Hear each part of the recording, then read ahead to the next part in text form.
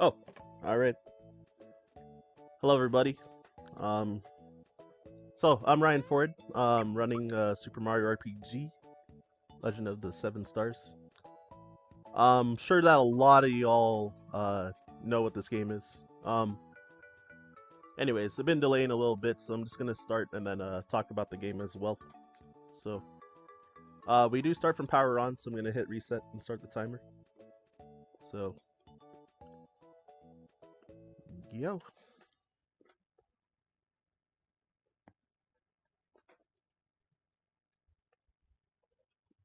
All right, just one moment here. Well, since I'm playing Japanese, I'm just gonna hit one letter to start. Um, so yeah, this game has like a combination of both platforming and RPG elements to it. So it definitely makes it unique towards most RPG games. So of course you still do have like RNG and random factors, uh, but also there is some like decent amount of like execution like outside of like using menus and stuff. Actually, the very first fight, I'm going to try to manipulate the fight so that I get hit only once by the 4 enemies. Um, it's not too hard, but it's like pretty easy to mess up. There's a bunch of visual cues for them, and I also do have to have specific movement before actually getting into the fight. I think I messed up already. Uh, I noticed that Mario kind of zigzagged right before I entered the room, so that already messed up the minute. So yeah, I know it's gonna be like John's or excuses, but yeah. So lately I've been having like controller issues, and my D-pad misses diagonal inputs a lot. So that's exactly what happened. I tried to hold up, I switched to up and then tried to go up and right, and the transition to up and right it input just right instead of up and right. So it's unfortunate. It's like occasionally it happens to happen. So if you noticed, I also used 3 jumps in that fight. Um, So the amounts of regular jumps that you use with Mario is actually like routed in because every 2 jumps that you use in the fight, 2 jumps you use in a fight, Mario will his jump his jump power increases by 1 for every 2 jumps that you use. It caps at 255 uses though, which we definitely won't get that high in this run, like not even close. But for example, that is used purposefully in low percent category, where there's like a segment where they actually do grind jumps because being low. Um, so I do have a lot of downtime for this part. It's gonna be about like 2 minutes of you do the fight with Bowser, and then gonna have like a couple more cutscenes that happen afterwards.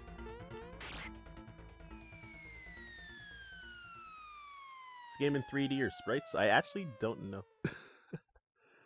I think it's like I think it's like technically 2.5D, right?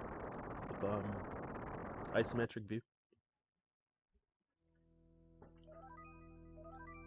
And yeah, I guess I'll just look at chat while I'm like waiting here in this cutscene. Oh, something to note, turbo controllers are allowed. So this game actually has really good anti-turbo mechanics, and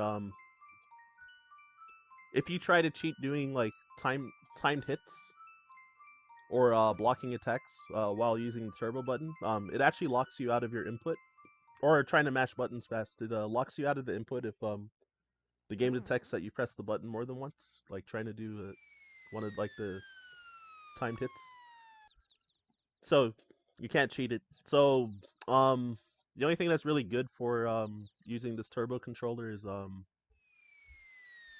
matching through text. It's basically just like a quality of life thing because the game already prevents you from cheating with the turbo controller. Hey, thanks for the good luck countdown. And yeah, with that timed hits, there is uh, two different mechanics for it. There's half timed hits and full timed hits. Same goes for blocking. So when you for most attacks, there's usually about it's like 4 to 7 frame window. And for blocking, it varies depending on like the attack, the type of attack.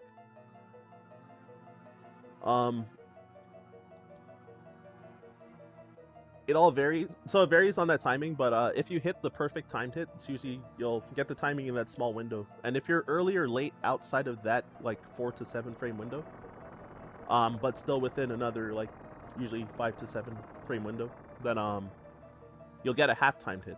So full timed hits, your attacks do double damage compared to untimed, and then half timed does like 50% more. You try to get into a GDQ. I might apply again for SGDQ. Yeah, I got a decline last year, but yeah, I don't think Mario RPG's been in SGDQ in a while.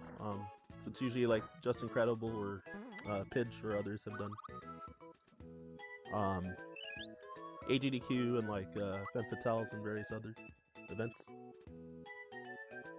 Yeah, for the fireball attack, actually, yeah, like Fire Orb, Super Flame, and Ultra Flame, if you mash faster than one input per 8 frames, then it'll drop your input.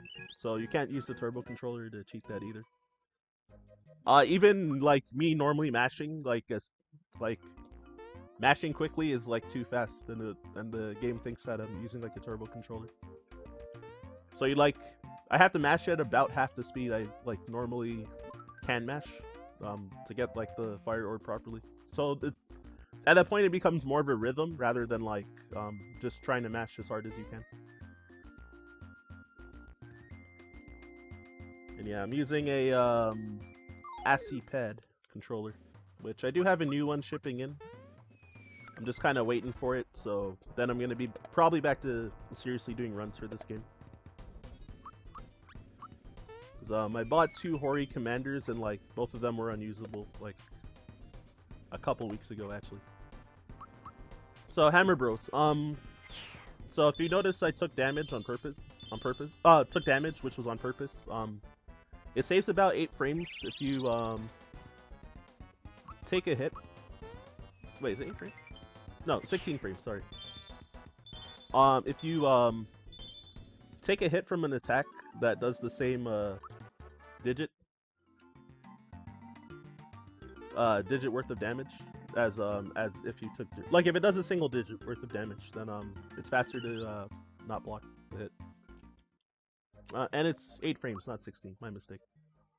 And then yeah, same goes for doing untimed hits versus timed hits. Untimed hits is usually faster because it won't have like an extra animation for the most part, or like extra hit lag. Yeah, so shopping. Just gotta make sure I don't make a mistake here. I bought 5 honey syrups, a shirt, and a jump ring for Mario. So jump ring boosts Mario's magic damage, and also enemies that would normally take 0 damage from his jump, like spiky enemies and some other ones, it bypasses that immunity. So it's a fairly good tool for the early game. Mario also will be like spinning around too. Millennium, a legend. Countdown, also a legend of the community.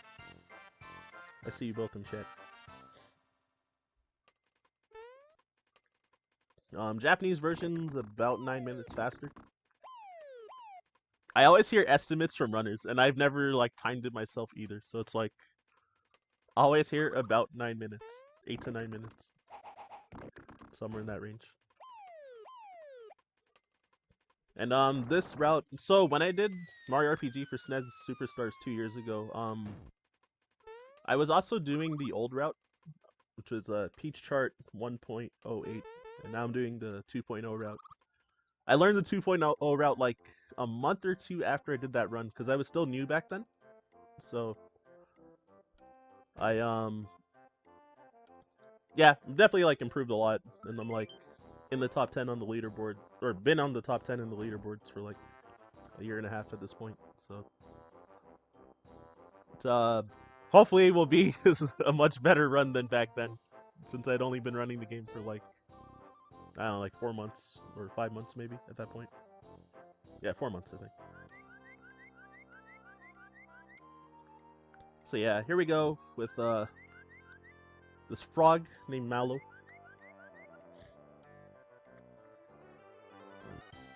Exact measurements are based on the route is 2014, which was 824.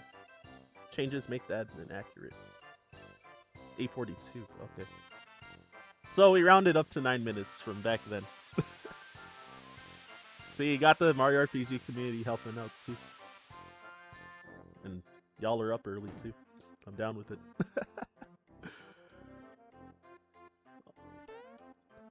Yeah, so just more dialogue. You have to jump there to show what Mario is gonna do to Bowser. So I just left the turbo for the B button on for the controller for that. So yeah, it definitely helps for breaks to like have turbo. It's definitely a nice quality of life. So yeah, I'm gonna do my first safety save soon.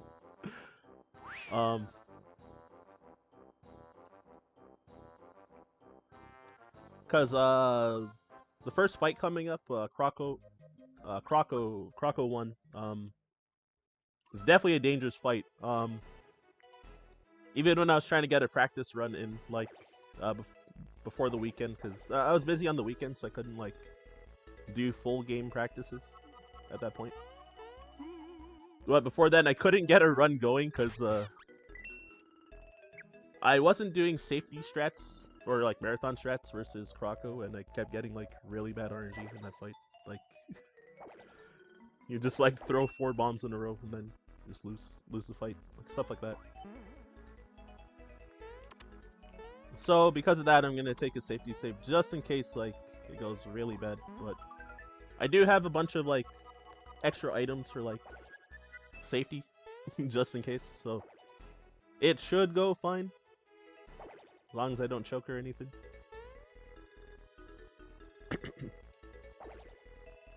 So yeah, chasing Croco around, and so the star block, I'm gonna attempt to do a K9 jump, or Doge jump, as some call it. I'll explain it in a bit. Oh no! I messed up. I missed the jump. So, there's like a 2-frame window where you can, jump off of that one dog that was in the back. You can jump off of him and, hit the block that's floating in the air to get a flower tab. There is backups for, not getting it, but it means that one, I can't do like I don't have a chance to do the fully optimal fight versus Croco, which is still RNG dependent anyway. And I need to grab a backup flower in the sewers, which loses 3 seconds on the next split. So it's like not the worst to mess up. Also killed a bunch of enemies there to ensure that Mario would level up.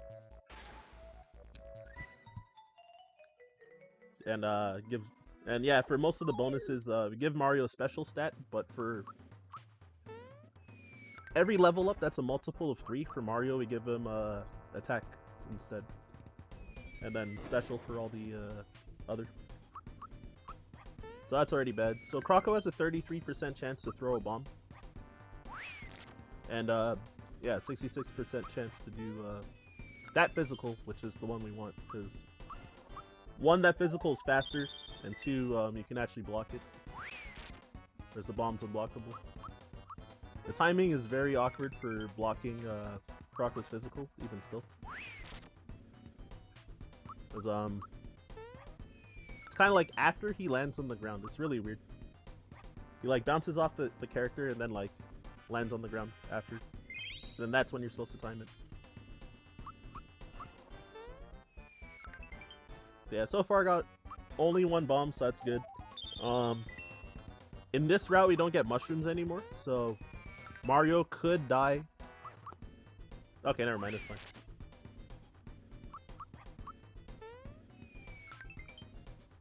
Well, finally got finally got good RNG on this fight since I've like come back to practicing it.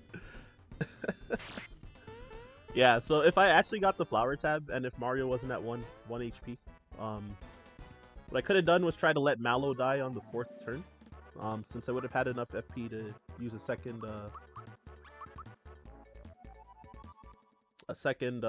honey syrup to restore FP. And because of that, then if Mallow was dead for the remainder of the fight, then you wouldn't have to defend every turn with Mallow. So it saves time in that way. Not having Mallow not having a turn. It saves like a couple seconds like per turn. 1 HP? The fight wasn't even close. Yeah, so it is routed. Like Mario needs that level up so that he'll survive the bomb with survive 1 bomb with 1 HP. Because if he was still level 1, he's like instantly dead. And it would take longer for the fight. So I'm gonna try to perform Mac skip. Hopefully I don't choke it, because this trick is actually pretty easy. I'm gonna do it really safe though. Alright, I did it really slow, but no, I didn't want to waste like 45 seconds like failing that, so there you go.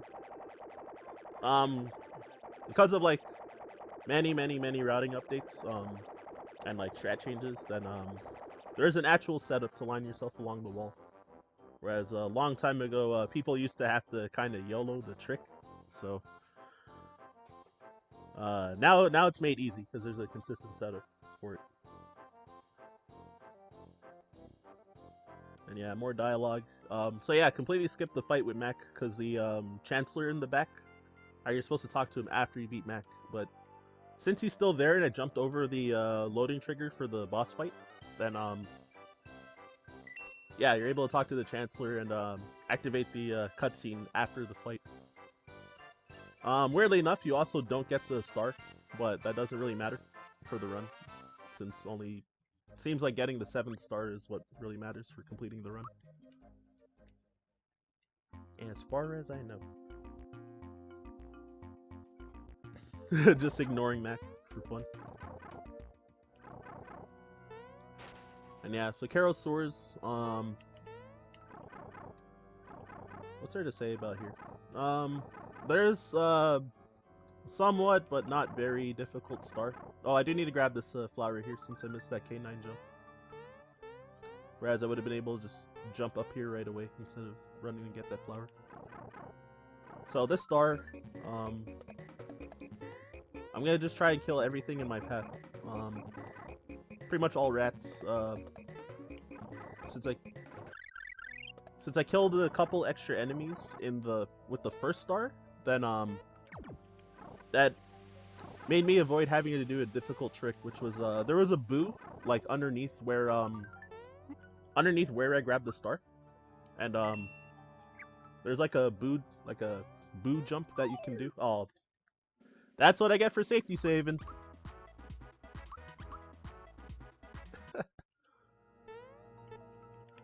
Sometimes you get unlucky. But it's fine, at least I escaped the fight, because honestly, if I had failed that second escape, if it failed, I would have reset, because those enemies' attacks are so slow.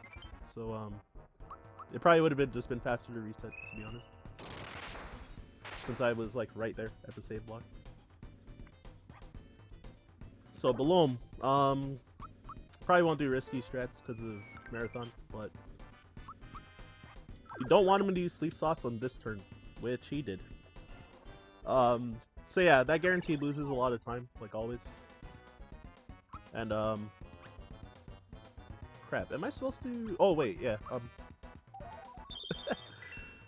I forgot what the backup was for a second, so I'm just wasting more time.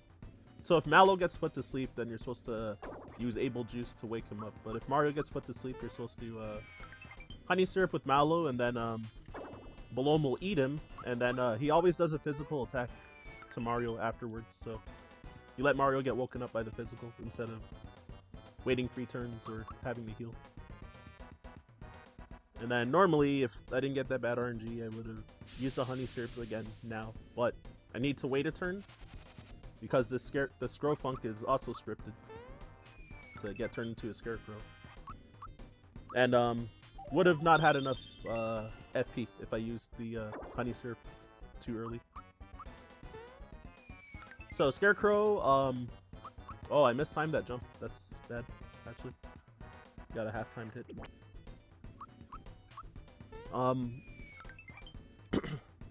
So scarecrow status, you can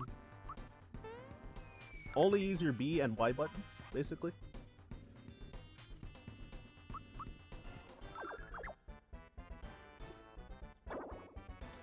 And I hope this kills. Because I'm a little short on damage. Oh, nice, it did. What a backup. Oh, also I'm gonna stop splitting because I was doing it by habit before, but like there's no reason to do it if I'm like safety saving and stuff. So level 3, so I want to get physical to Mario. Yeah, so you can only use, when you're Scarecrow status, it lasts for 3 turns. You can only use your specials and then the B, so like defend and run away. So you get locked out of using physical attacks and your items, basically.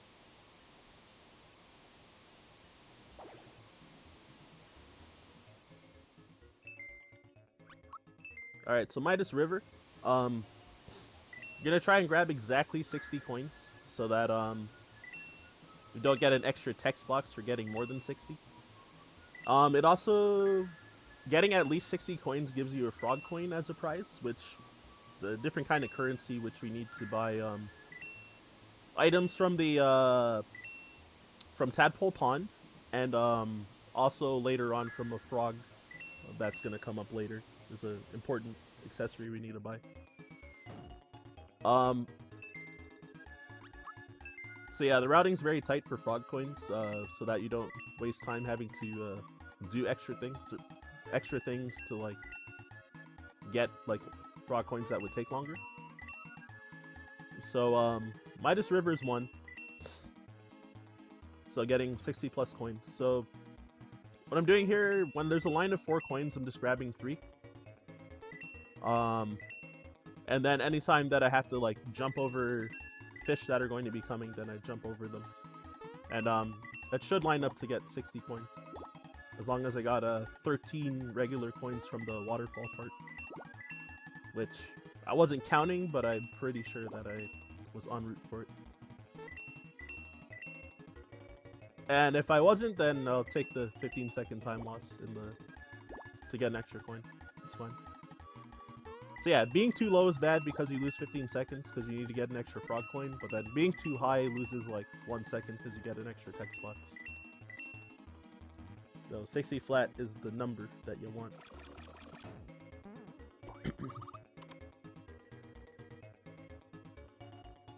Which, yeah, I got 60. Alright. It's not hard at all.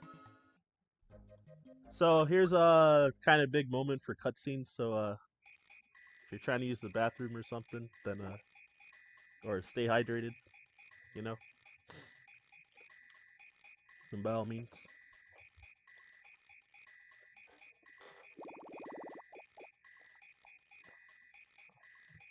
Okay, another thing to mention, so I did a little zigzag around to step on the rock that Mario's standing on to trigger the cutscene. And the reason I did that was to run further up so that the camera would get pushed. The camera would get pushed further up, which is fast. You moving the camera is faster than like the cutscene camera panning over, because it pans over slower, so it saves a little bit of time. I also did it when the cutscene where Mallow was chasing Croco around and then started crying. I went like a little bit to the right and then went down to move the camera over because it saves like a second or two to move the camera. So sometimes it's like your movement before triggering the cutscene like looks slower, but it's like faster for like the camera movement.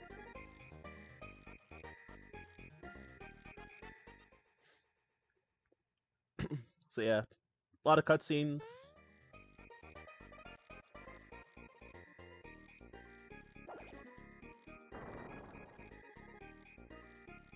1961, 62. Yeah. So yeah, they're just telling Frog Fuchsius, who's Mallow's grandpa. I guess for those that can't read the text because it's in Japanese, which I had to pay attention and say no to that, otherwise Frog Fuchsius would have repeated himself. So yeah, they're talking about like the situation with like the Smithy gang and the sword crashing into Bowser's keep. They're exchanging information. Frog Fuchsius trying to give them advice and guide them. Just revealed that Mallow is not actually a frog, and that Mallow fell from the sky, and it's pretty much his like adopted grandson. So that's what the sad music and like crying is about. And yeah, they want to find out where Mallow's also from, so that's also like another like piece to the story, while also trying to acquire.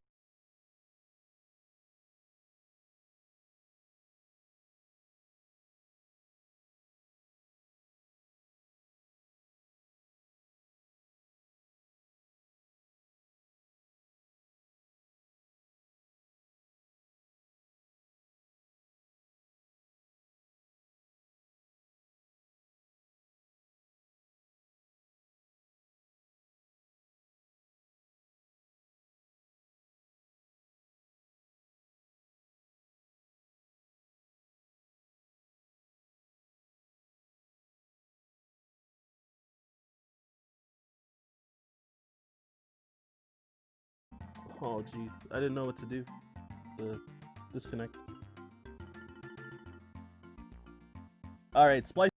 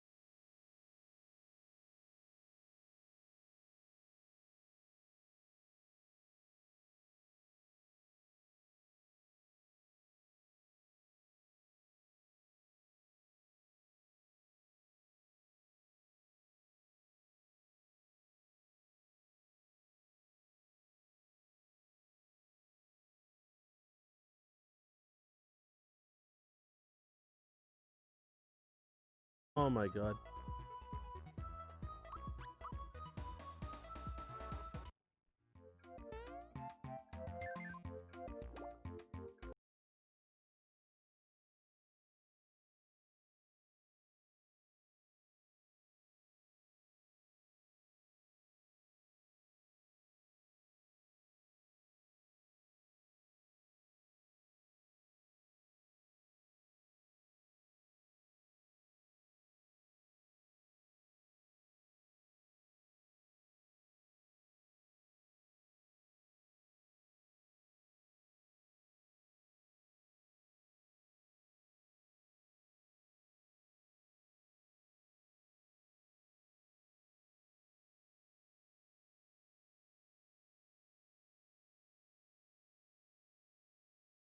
I think I'm back.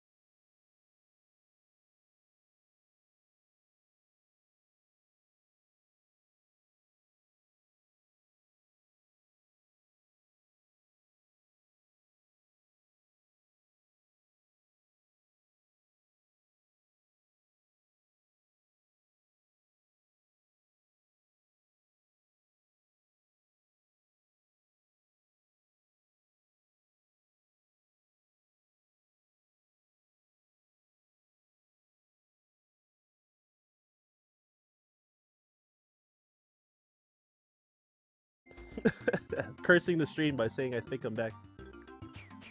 Hey.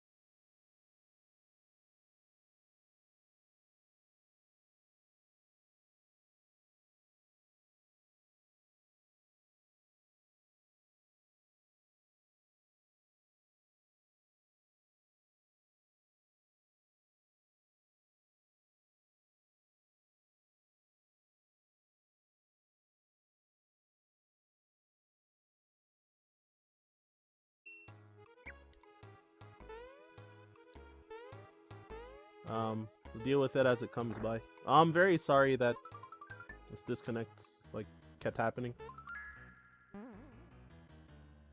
So yeah, occasional days like during peak internet usage, this like happens when like my whole family's like using the internet. But because it's early, my sister's at work and my brother's not even awake, so like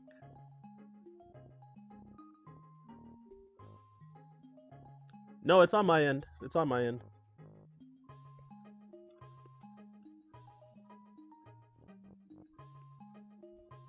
Hey, thank you for the welcome back. No, my internet disconnected like the whole house for like a couple times. And then it reconnected on my phone and was still like disconnecting and reconnecting on my computer despite that. So I think it like hopefully stabilized finally.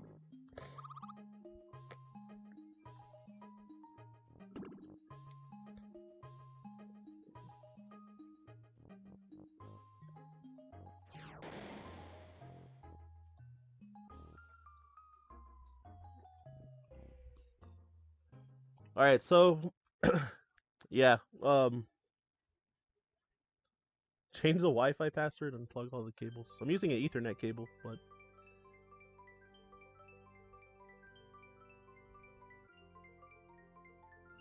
Comcast. I'm Canadian. It's Rogers Internet, which is also kind of a meme. Trying to switch to fiber. I'm actually going to be calling my service provider or a service provider to see if fiber is available. Pretty much after this run, actually. Just was waiting for the weekend to be over. Yeah. So the things that you missed while while I was gone, and also standing there for a while too. So I went through Rose Way, which was like a small platforming section, and I grabbed a flower and a couple coins. I got into an encounter because I was standing there when the internet disconnected and didn't notice.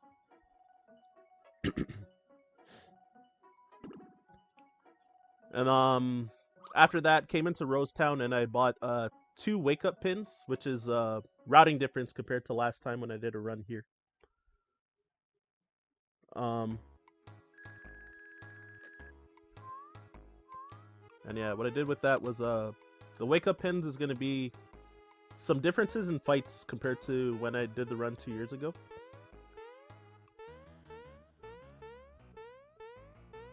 Yeah, there could be a number of reasons why the disconnect happened, but I'm not happy about it, but what can you do, right? So, I guess I just gotta accept it and keep going. So, I just saved there again for safety, for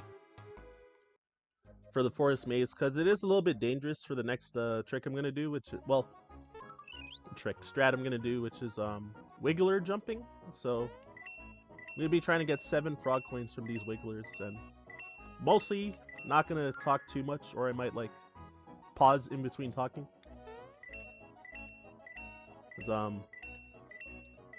There's like 6 different patterns that the wiggler can take. 3 that go in front of the tree and 3 that go behind the tree.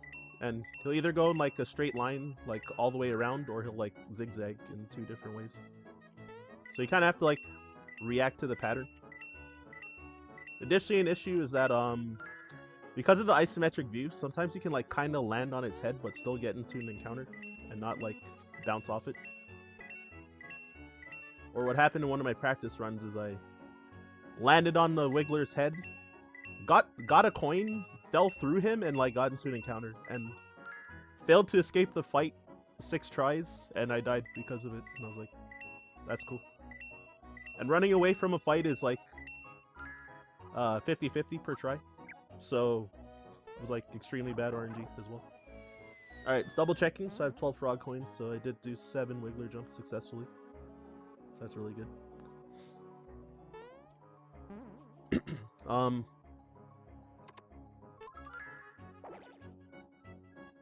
Yeah, what was I going to say? Yeah, so hidden frog coin there.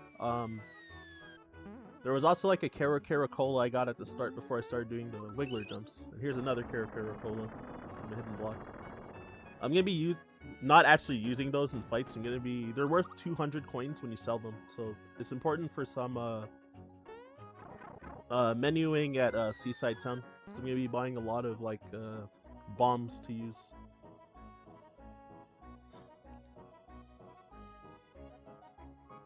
And yeah, for those coming in, hello again. Alright, so that's a red essence there, which I'm going to be using for a bunt fight later on. I'm going to take a safety save here, because there actually is a unwinnable pattern for the next boss coming up. So, it's pretty rare to happen, but you never know. There's a marathon, right?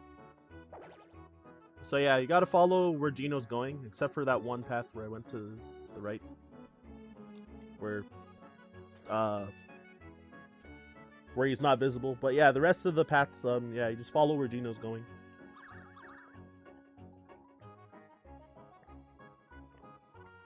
And I'll take you up to this cutscene over here.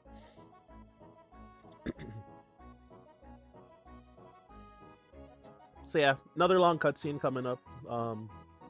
Pretty much getting into Gino joining the party, Mario saving him, finding out that the enemies are also finding out that also this force, which is Mario, is looking for also looking for the 7 stars. It's a lot of world building. Yeah, this fight itself is it's different compared to the last time I did a run for this marathon. So the big one is that you pretty much don't use physical attacks with Gino until the end of the fight, until you like run out of FP. So you're gonna be using like Gino beams like pretty much the whole time. I think around the time where the stream started to disconnect, actually in Tadpole Pond I used a couple frog coins. I bought a Sleepy Bomb and a Energizer. So the Energizer boosts one character's offensive stats by 50%. So I'm gonna be using that on Gino in the fight because he it's pretty much a tank because he comes in your party at level 6, and since I've been avoiding pretty much as many fights as possible, then you know, Mario and Mallow are still like level 3, so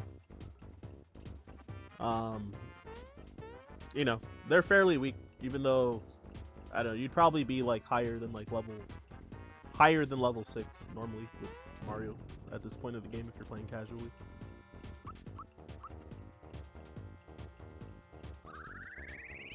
So pretty much the main attack will be Geno beams until I run out of FP and then start using physicals with Geno. And yeah, giving him this energizer, which I wish freebied, so that would save time on the next split or next segment. And yeah, I'm gonna throw a honey syrup coming up. And the reason why I'm using the items with Mallow instead of Mario is that Mallow's item animation is faster than Mario's, so you save a little bit of time by doing that. And these buttons get locked differently under certain conditions, so it's pretty much the reason why I'm defending or using items with the other two characters, because it doesn't change the counter. And we need the Y button to not get locked, so if you use like too much offense, for the most part, then you'll probably end up getting the Y button locked. It also changes what attacks that Boyer will use, so we want him to keep locking the X button, because he has a chance to use a physical. He won't use his like sleepy arrow during this lock. And he doesn't use his AoE spell, which is static E as well. So either use Lightning Orb, which is the slowest attack, which you don't want, which just happened, or Bolts, which I think loses about 3.5 seconds compared to him just shooting his regular arrow at you. So basically, spells are slow. Oh, whoops. So I'm gonna do a gamble here.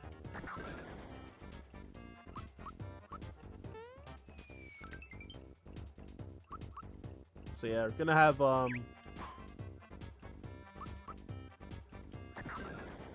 the Y button get locked here, and hopefully he doesn't put Geno to sleep. Uh-oh. This is looking... Oh, of course. Commentator's curse. So, yeah, he has a 33% chance to use that sleepy arrow. He says, "Good night." And then also a 33% chance to hit Geno with it, so that's really unlucky in the gamble.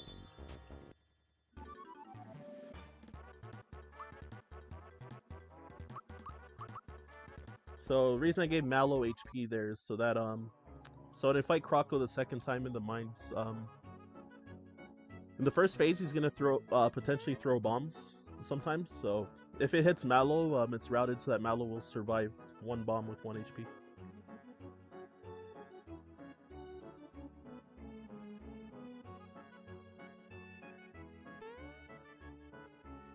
Whoa, self-promoting in the chat? Mods.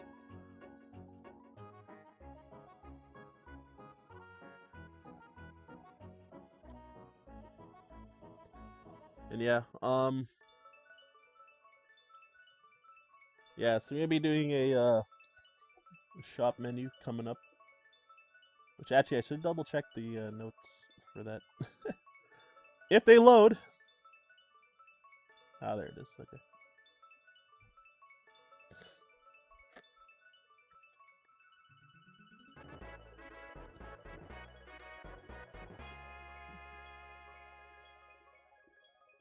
Yeah, so what am I gonna do? Those all those Cara Colas I got, and a flower tab that I got. I'm gonna sell all of them because it'll be worth like a total of 700 coins.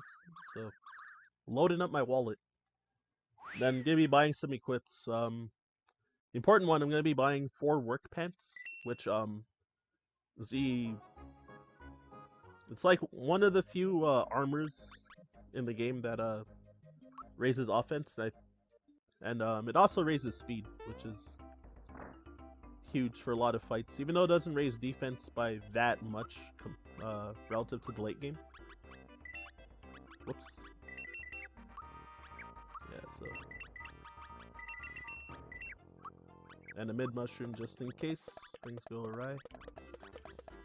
So here you're gonna be equipping the wake up pins as well, so that it's mostly for bunt because you don't want to get put to sleep, and then oh wait, sorry, not wake up pin, fearless pin, sorry, mostly for bunt so that sandstorm won't put you into fear. Yeah, I meant to say that I bought fearless pins, not wake up pins. That was the old route. And also versus Punchinello, which is the boss of this area coming up, then he also has a 1 in 7 chance to use an attack called Sandstorm, which because it causes fear, if he uses it early in the fight, it used to waste so much more time without the fearless pins. But yeah, now like I don't know, loses like 10 seconds, maybe a bit less if he uses it at the end of the fight.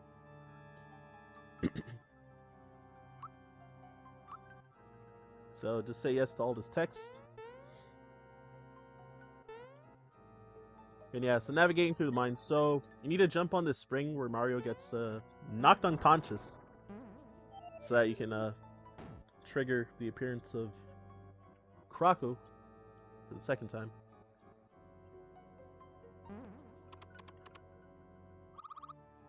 And yeah, so you can fight as minions to get flower tabs, if I recall correctly. I haven't done it in a very long time. But I'm gonna try to just immediately fight Croco because it's the fastest. Because the minions don't help progress the story or anything. Whereas you need to kill, or need to beat Croco to get the Bambino Bomb.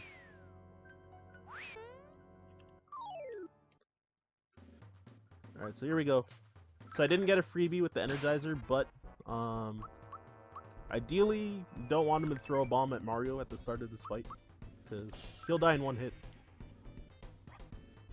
So let's see. And of course he threw it at Mario. Oh, it missed though. I got lucky. Look at that. Alright, so riskier strats is to use regular attacks instead of jumping with Mario, because what's the reason for that? Oh, it's faster to use the attacks, but you do have like a chance to miss against Croco. So missing really early in the fight is like horrible. It's bad in general to get a miss, but like early on, because you can't block if he throws bombs, then it's like really bad. Whereas now we're in the second phase, he stole all my items, and now he uses an attack called Chomp, which you can actually block. Ideally I want him to use regular physical attacks because it's way faster. Oh, there's a miss. At least it didn't miss with Gino. So yeah, it's definitely not uncommon to have Mario or Mallow dead before the second phase, because yeah, one of them gets like either Mallow gets double bombed or Mario gets bombed once, kind of thing. And usually it's not, most of the time it's not really worth it to revive someone if they die too.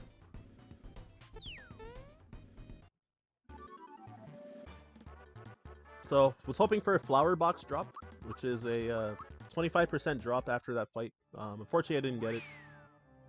It's worth 500 coins to sell, or it permanently raises your max FP by 5. So what I could have done was sell it for 500 coins to buy 2 more ice bombs, so I wouldn't have to rely on freebies as much later on. But yeah, that's the nature of the game. Like, it's 25% chance, right? So don't really expect to get it. Unless if you're going for world record, it might be like important, but it's not. Currently not mandatory. Oh god. I just choked. This is really bad.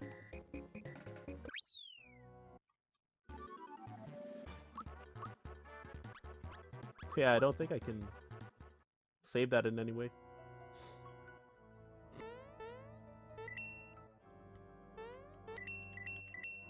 I can confidently say that has never happened to me before.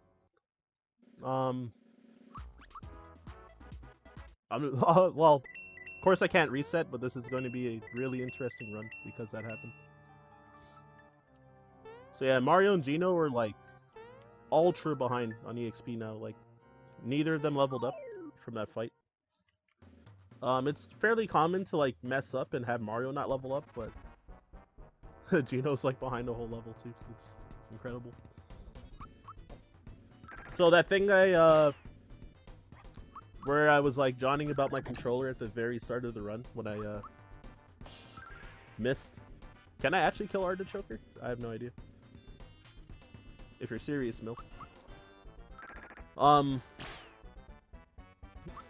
How this controller occasionally misses diagonal inputs, so that happened again.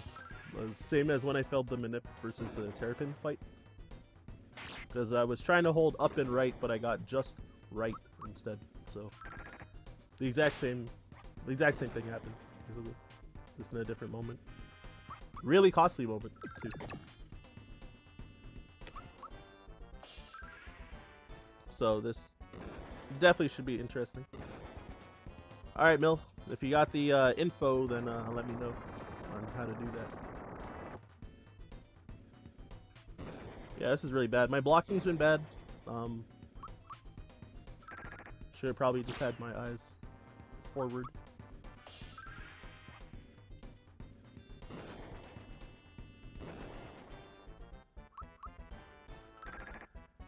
Yeah, that's actually never happened to me, so this is interesting on how to fix it up since I was behind. How many enemies was I even behind? Like 5? So that's like 25 EXP, I think. Alright, before I attempt to fight Artichoker, I'll probably save just in case, because I didn't even know that was like a backup. I could even like lose this fight because I've been like very bad at blocking, and the sandstorm as well.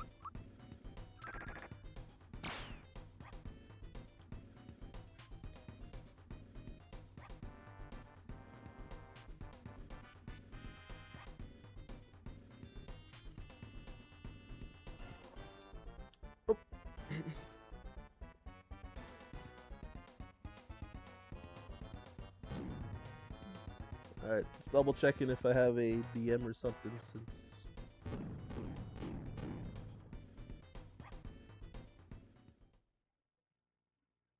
Nope. Alright, thank you very much, Mill. Yeah, I'll save in case just for that though. But... yeah, because already I'm... compared to like... Alright, compared to even like a bad run, I'm like 5 minutes behind because of that whole like internet shenanigans too. So I need to like be careful. I mean, if we don't watch the credits, so I made a kind of an well, I guess it's not an oversight anymore, but kind of an oversight with the estimate because we're probably not going to watch the credits at the end, which is like nearly 11 minutes long. So I could have probably put the estimate like a lot lower than I have it, so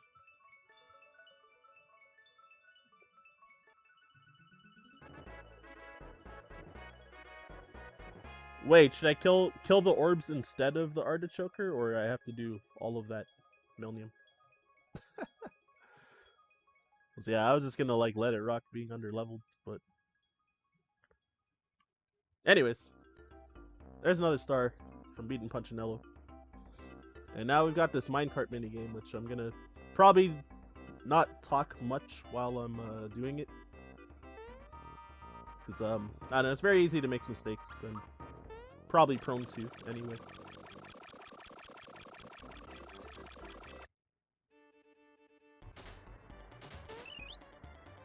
Yeah, so B to jump, X to use items, and then A or Y to break. So you want to break as like any kind of like hairpin turns are coming. Like this.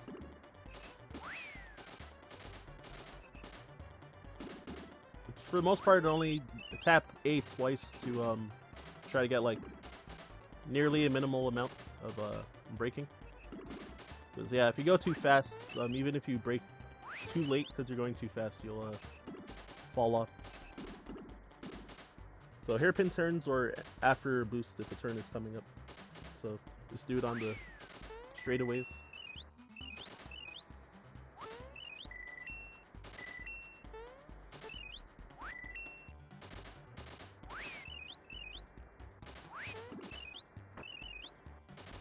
Alright, cool. Yeah, it's very easy to miss those two mushrooms, which can be slow. And you can do like a slightly safer strat here. Whoa, what? Yeah, instead of using the boost right away. When coming into that screen transition. I used it after that first jump because I miss it pretty often. So you want to go this way because the other direction's slow because it has like a billion turns. You gotta make sure you don't miss that jump there.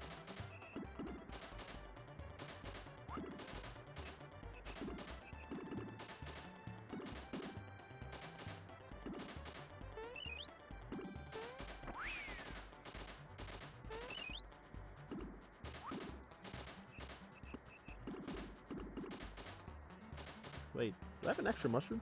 What happened? Alright, so yeah, last 2D section. Oh. Yeah, I don't think missing these coins matters too much, but still want to get as many as I can.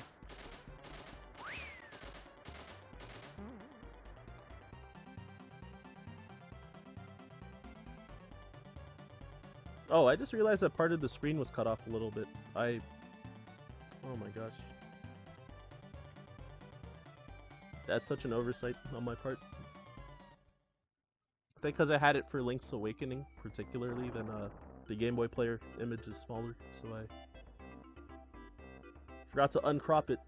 That's my mistake, so sorry about that.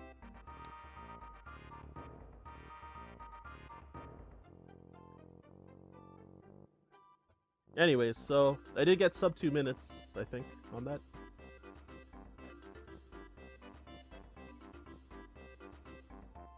Oh yeah, the extra fights. Alright. Yeah, so... Yeah, I got to read chat now. Thank you very much, Mill, for that help, by the way. Gonna be wasting more time to make up for EXP, I guess.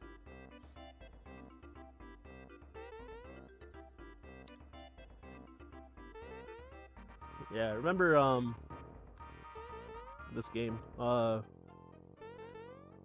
friend of mine brought this to my house in, like, 1996, I think. Wait, is it safe here? Yeah.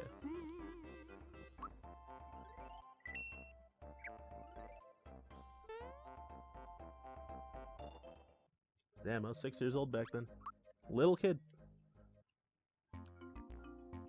Oh. So yeah, there's a frog coin right there in the spot. And I'm gonna fight this artichoker and never done it before, but the advice of the great Milnium who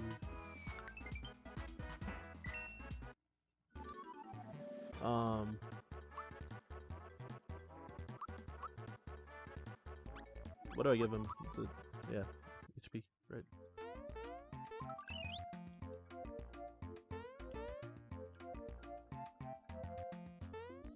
Geno Beam and jump? Oh. Uh-oh. Well, it worked out. It worked out that way, so that was definitely faster, right?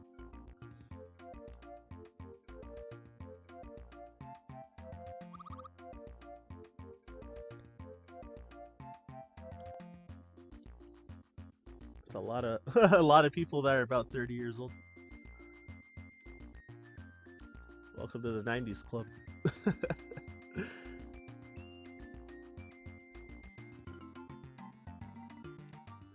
We've got some children in the chat. I'm just teasing you. Yeah, so the artichoker was like, I was only like 40 XP, right? And 10 coins. So yeah, now you get the big Bowser.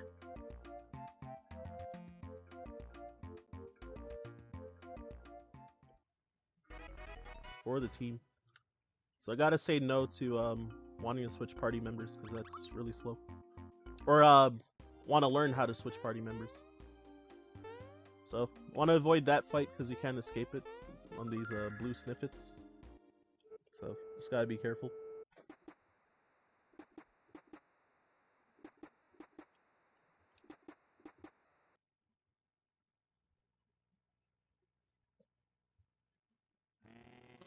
And yeah, there's a flower tab back here. Though I guess I grabbed an extra flower in the mines anyway. Because of old route muscle memory. So yeah, that switch. Unlocks boosters pass. Wait, I wasn't even supposed to hit that in this route. Oh man, like reverting to old muscle memory or something. So, safety save here.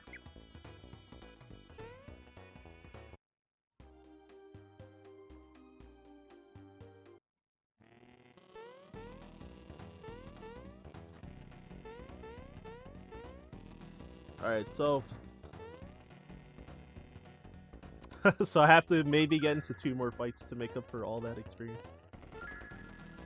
All because of my D-pad misinput there. It's wild, right?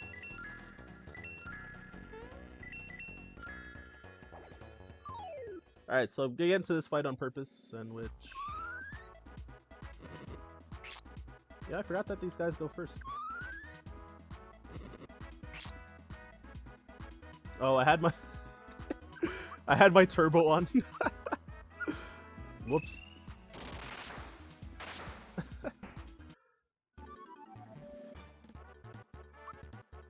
Alright, so 60 XP.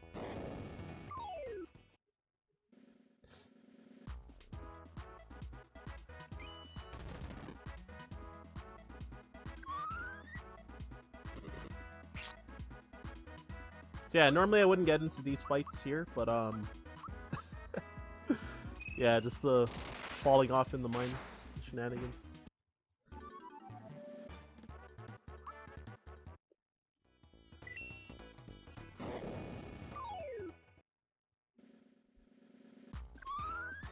Yeah, I did want to show off the checkerboard room movement before I started getting into these encounters, though. You know, for the sake of the run.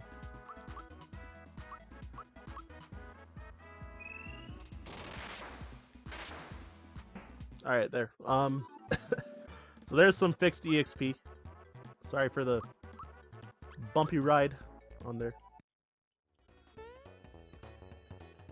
So I guess I'm like, what, 1 EXP behind like what I'm like normally supposed to be, so that doesn't matter. You definitely like go through the game being like 5 to 10 behind sometimes because of that star. And many shenanigans that can occur from it.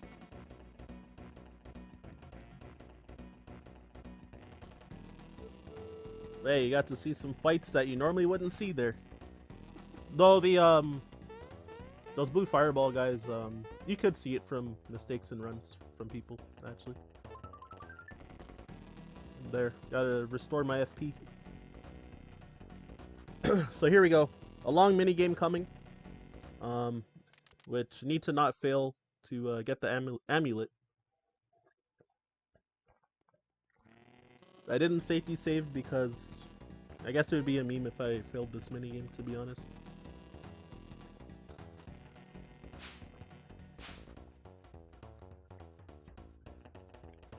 Though, you know, accidents can happen.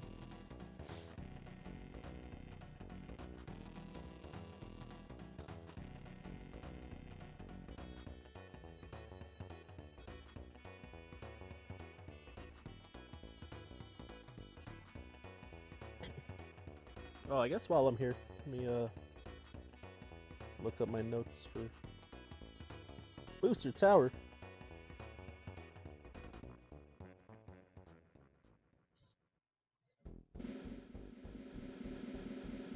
A strategy guide. So yeah, anti-viewer strats is to have your B turbo on, just jump. But might be annoying for the viewers. So should I do it or should I not do it? I don't know.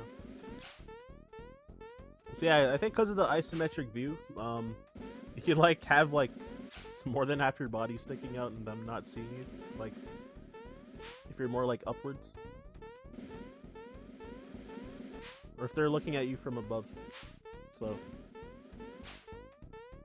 that's how Mario could like peek his nose out like that. I mean, I think the only way that people might end up failing this minigame is like screwing around too much like this, or not paying attention. Feels like the only way.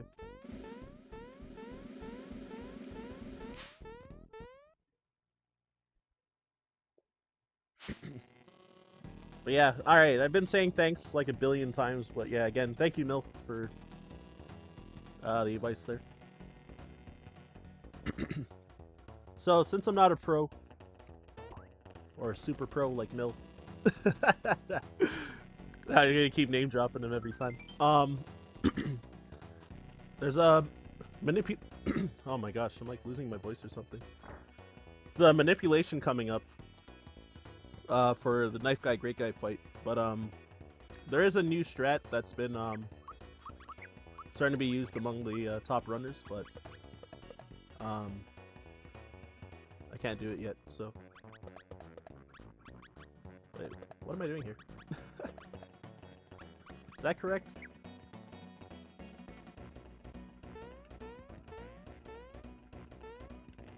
Oh my lord.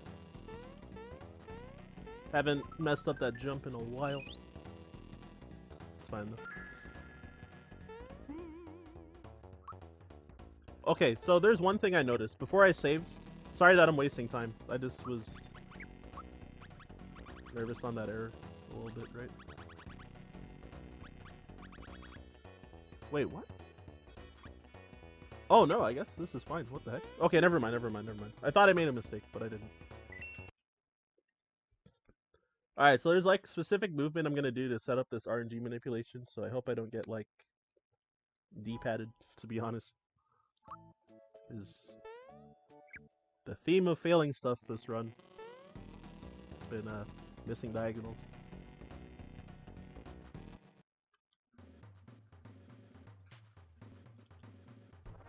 Alright.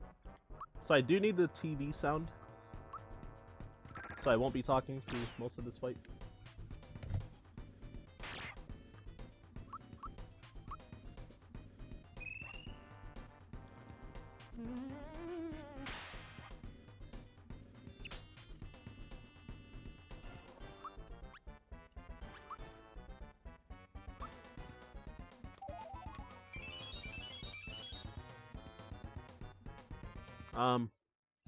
Alright, I'll try it one more time. If I don't get it, I'll just do the backup route.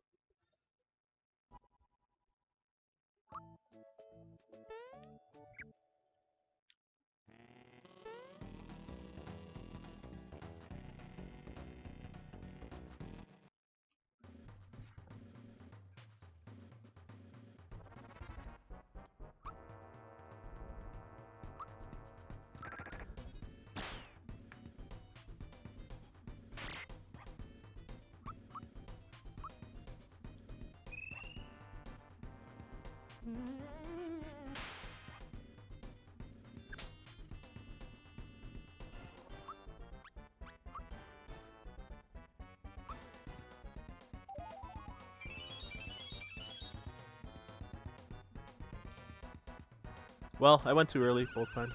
Okay, I'll try one more time. One more time. And then after that, I'm like actually just wasting too much time, so I won't try again. Just wanted to show it off for the run, but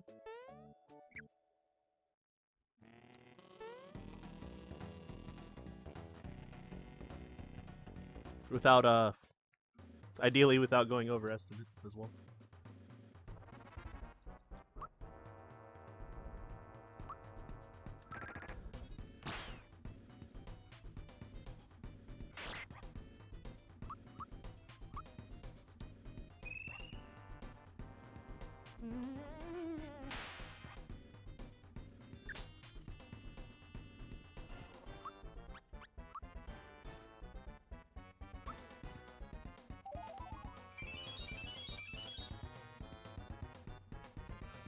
Why is that not working? Alright, well, I guess I'm just gonna... Sorry for wasting all of your time. Yeah, I'm just bad at this game, I guess.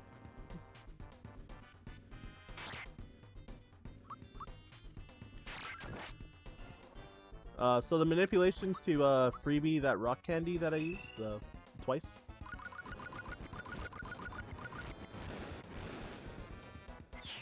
Twice during the fight, so that you don't have to use that fire orb with Mario, and you can not get hit by spells like this in the fight.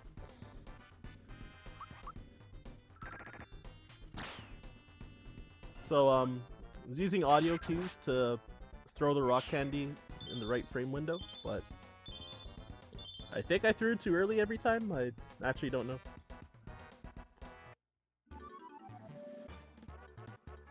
The second one that I did, I'm like really confident that I threw it too early, but then like the other two like felt right but didn't work, so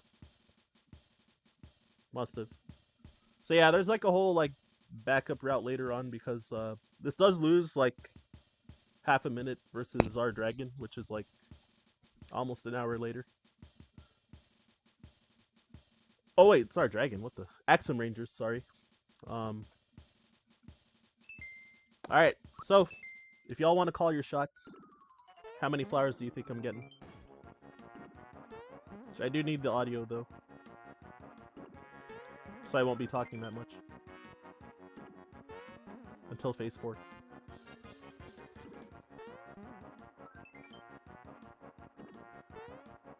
Zero to 16.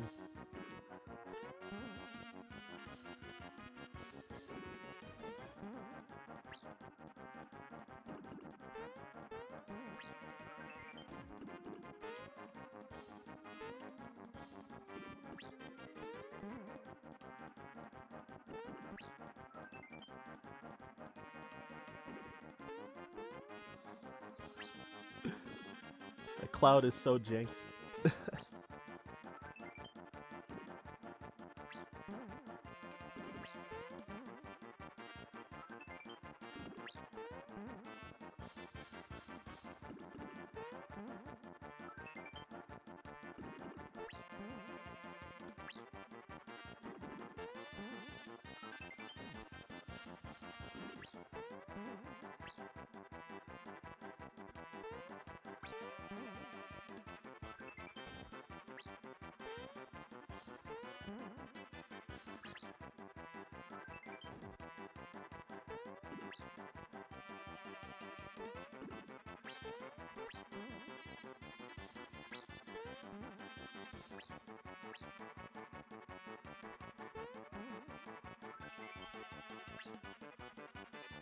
Oh yeah, I guess I could talk again because I don't need the the audio anymore. Mostly needed to know when those barrels were coming up. So the early part was pretty sloppy, but I think I got like 11 or 12. So oh, 13. I lied. For how much of a disaster I thought that was significantly better than I thought. So yeah, I think if you get... Oh wait, whoops, what am I doing? If you get less than 8, then you need to grab extra flowers, which loses time. So I think as long as you get at least 8, then you won't lose time for it. So 13 is like quite good. Like 16 is the most that you can get even in tasks, which 16 is pretty rare for people to get, to be honest. Which, yeah, I've gotten 16 like 4 times ever. Whoops, I forgot to turn off the turbo for my B button, so that kind of messed me up there.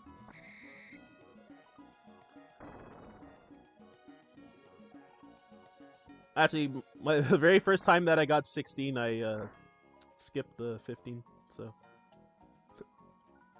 Oops. Okay, I'm just gonna save here in case, because bunts could... There is potential to, like, lose the fight if things go wrong, so... Between, like, RNG and also, like, execution. 13! So if you're a lucky winner, you win... I don't know what you win, to be honest.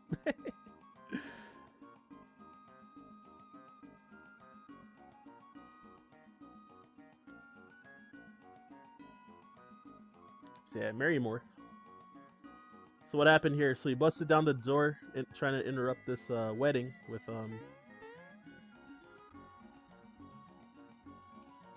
Booster trying to marry Peach since she fell onto his tower, and he was like, "I need to marry this woman."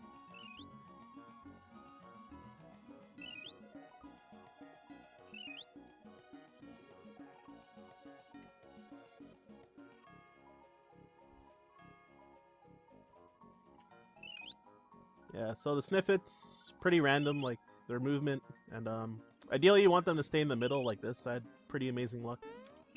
And sometimes they can just like go to the sides and jump over the benches and stuff, and they run faster than you, so it's usually not a good idea to chase them if they run to the benches. So you usually want to wait in the middle until they come to the middle, and then talk to them.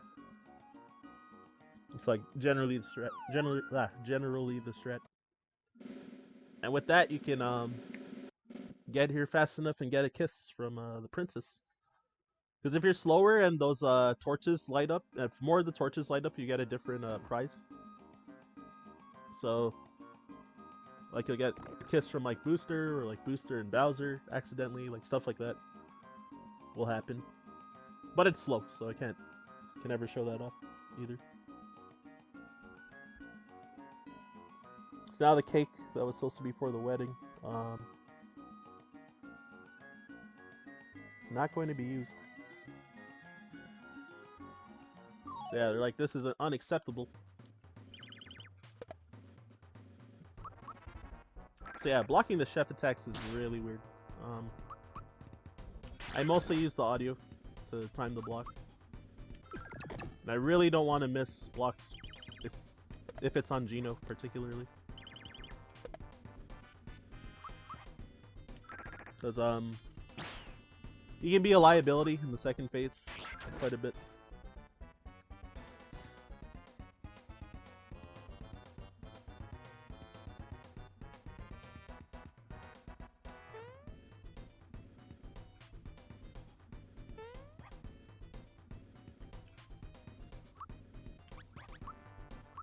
So, I'm gonna use Red Essence on Mario because he's like really underleveled. Hopefully it freebies. Nope, it didn't. Could have bought an extra Fire Bomb later if it freebied. So Red Essence makes you basically invincible for 3 turns. So it's the way to keep Mario alive. Because this second phase, the candles are going to light up for Bunt, and then you need to blow out the candles. Every time you hit him once, then it'll, regardless of the damage, it'll blow out 1 candle. And when his turn comes, 1 candle will relight. So you need to knock out the 5 candles and then hit him once, and then the top part of the cake will die. As long as you hit him once when all the candles are gone. So you want to keep everyone alive and not incapacitated in any way, so that you can ideally, please don't hit Geno. Alright, cool. So ideally you can get 3 attacks in per turn, so that you can make this phase a 3 turn. But because of RNG, like, that Diamond Saw, he would have killed Geno if it hit him, for example. You can use Lullaby. Oh, this is amazing luck, wow. And I half-timed all the blocks too, so could have been dangerous. He has a bunch of, like, strong spells that hit everybody, so you ideally don't want those to happen. Just want to see physicals. He also has Lullaby, which could put Bowser and Geno to sleep, since you don't have Wake Up Pin in this route anymore. But that Sandstorm that hit, since we have Fearless Pin now in this route instead, then they don't have Fear status, which is really good. I half-timed Mario's jump again, so that should be the end of the fight there. Bottom half of the cake has like 600 HP, so yeah, you can kill him about 5 hits.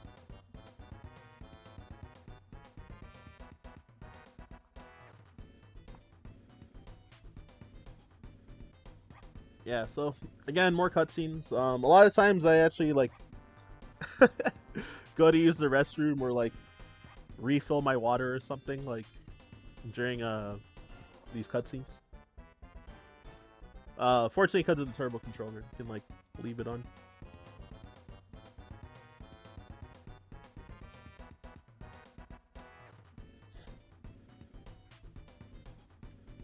So, what is there to talk about?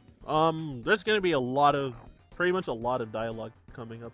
So, this whole bunt section, first off, the cake, saving the princess, bringing her back to Mushroom Kingdom. There's gonna be a lot more dialogue yet again, and then that'll finally be on our way. But before I get into the dialogue in the Mushroom Kingdom, I also have to get a. Oh, what the heck? Bowser leveled up? Oh, because he joined the. That's funny. Because he joined the party. I forgot. True. Okay, Bowser might be like slightly over leveled. That's cool. It's gonna be weird, but alright. Yeah, so at the very beginning when we fought Croco the first time, and the reason that Mallow teamed up with Mario is that Frogfucius sent Mallow to go buy him his favorite dessert in the Mushroom Kingdom. And Croco stole that frog coin that was given to him. And we got it back, and then we were supposed to buy it, cricket pie, I think it's called. Yeah, we were supposed to buy it and give it back to and give it to Frogfucius after he's like sad after revealing that Mallow is not a tadpole and all that stuff. But it's fastest to just get it here at this point instead of going back when you going back after doing the max skip, which would be the earliest time that you could do it. Since you come from this entrance anyway after come through this entrance anyway after beating Bunt, then it's faster to just get it there, and then because we need to go visit the tadpole pond again, like right after this cutscene comes up, and because they don't know where to go next for like collecting these star pieces and stuff, and like all the world building. More of the world building happens during this dialogue, which I get a long break currently, so it's be big chillin'.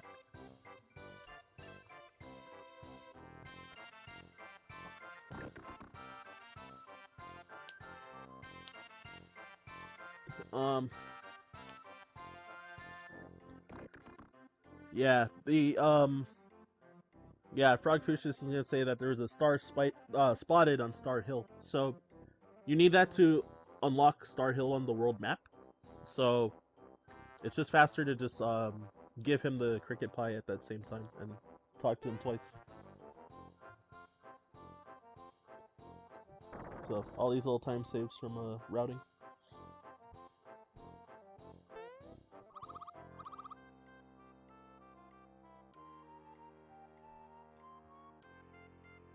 Koopa strong.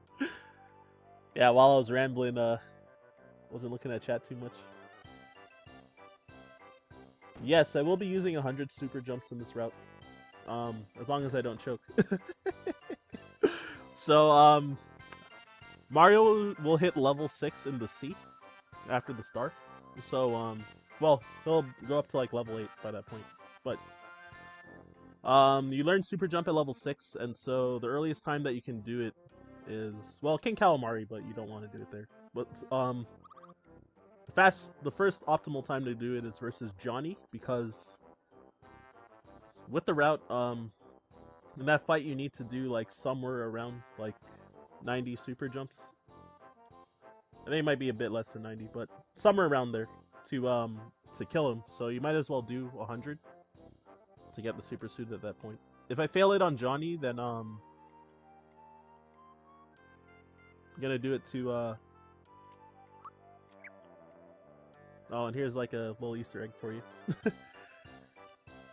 Yeah, if I don't get it on Johnny, I'm gonna do it on Balloon 2, and if I fail it on Balloon 2, I'm gonna do it on Jagger, which is shameful. But yeah. So it's not faster to do that glitch. It does lose like 4 seconds, but it's like kind of a marathon tradition to do it. Normally you're supposed to run in the castle and then run back out so that the princess will land a little faster. So you don't have to like watch her like landing when you walk up to her.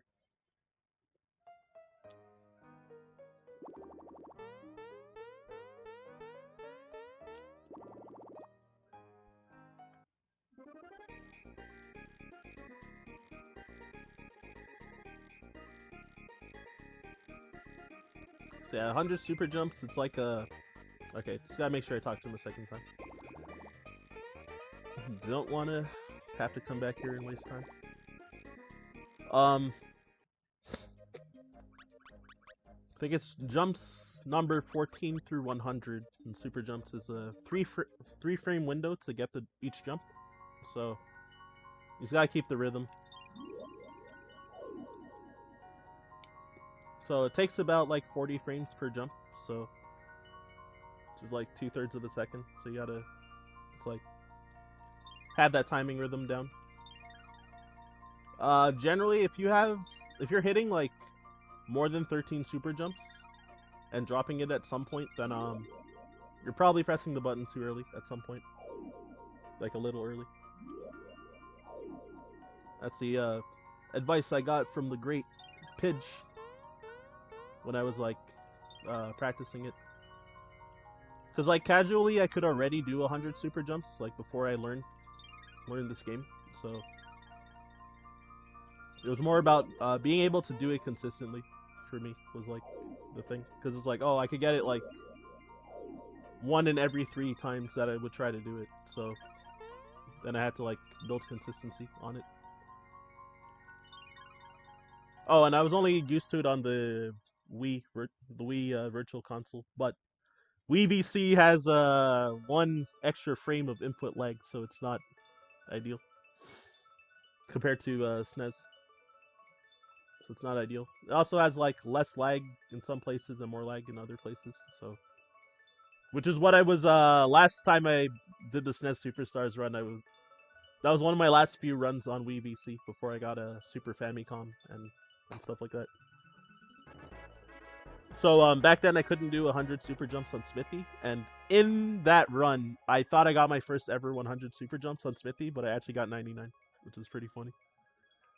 The audio, there's like an audio desync in that fight on the Wii VC version as well, so that's why that and the input lag and actual lag in that fight on Wii VC was the reason I couldn't do it consistently, or couldn't do it at all. So once I switched to Super Famicom or SNES, then I was able to like consistently get it afterwards. Alright, just in case I don't want to make any shop mistakes, so I'm gonna save here.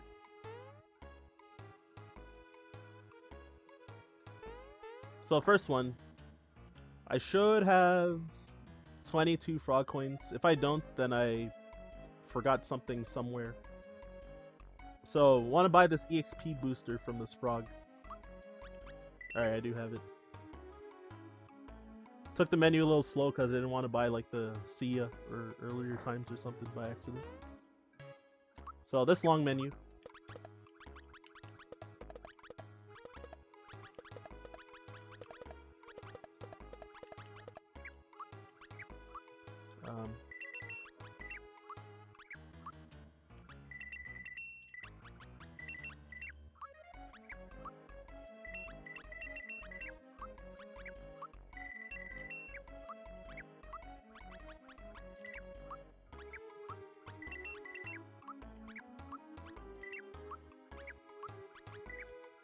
Alright, there it is. Since I didn't get any of like the lucky stuff, then it's a pretty standard menu.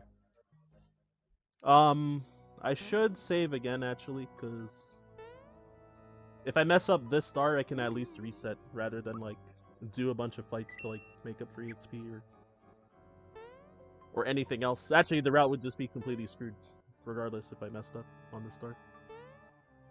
Well, maybe. Depends on how badly I screwed up. So, she'll talk about it after. So I don't want to mess up. Alright, cool. That was close because I got stuck in the wall once. So I did a skill swap glitch. So coming up in this level up menu, Oh yeah, Bowser's not even gonna be in the level up. That's funny. So you normally can't have your menu open while you have a star. So the game advances a few frames before your menu actually comes up as you're pausing. So I made the menu come up and got the star during that time, and so I swapped Peach and Mallow in the party, and because of that, the game thinks that Peach and Mallow got their level ups in reverse order, or like in their like reverse slots where they originally were. So because of that, Peach hits level 10, but the game thinks that Mallow hit level 10, and it makes Peach learn Mallow's shocker instead. So that's pretty huge. So you can use it to like make a bunch of boss fights go faster because of that. So King Calamari, I'm gonna really hope for like firebomb freebies during this fight. So this is part of the run where like bombs start to matter a lot. Oh, Mario could die. That's not good. In halftime blocks. Might be getting punished for not safety saving before this fight. We'll see though. There's a freebie. Alright, cool. I'm fine. So, ideally, I'd like to get like minimum one more freebie, but the more the merrier, of course. But yeah, it's like a 25% chance to get a freebie with these bombs per use, so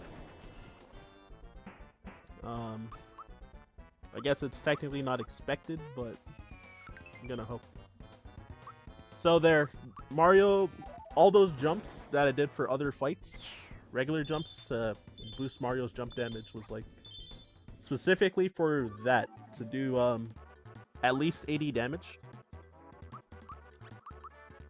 To do at least 80 damage so that 2 boosted fire bombs would kill, because I used Geno Boost on Bowser, which actually does boost item use as well by 50%.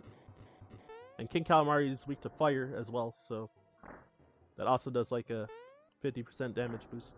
So I did 360 damage because of the Geno Boost and also the weakness. Oh, I'm gonna save here because things can happen.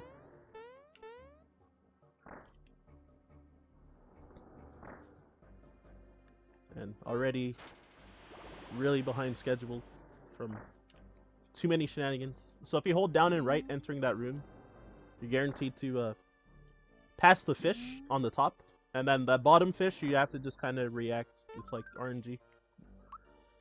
So I avoided getting into encounter because I kind of got lucky. And I didn't hesitate on my movement, which was also important. So barrel jumping. Aw, I missed the swag jump, but it's fine. Hey, thanks for the compliment. Alright, so again, more fireball uses. Fire bomb uses, sorry. I still ideally want another freebie. At least. Oh yeah, it's like even more dire because because I don't have the rock candy anymore since I failed the manip 3 times.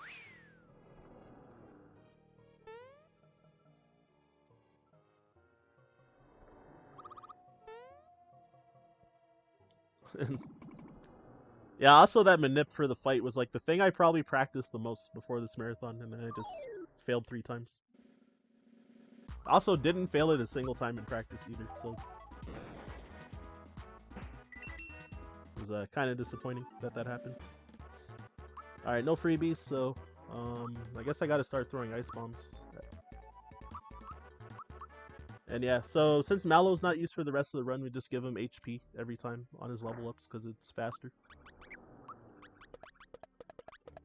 Alright, so swapping equips here.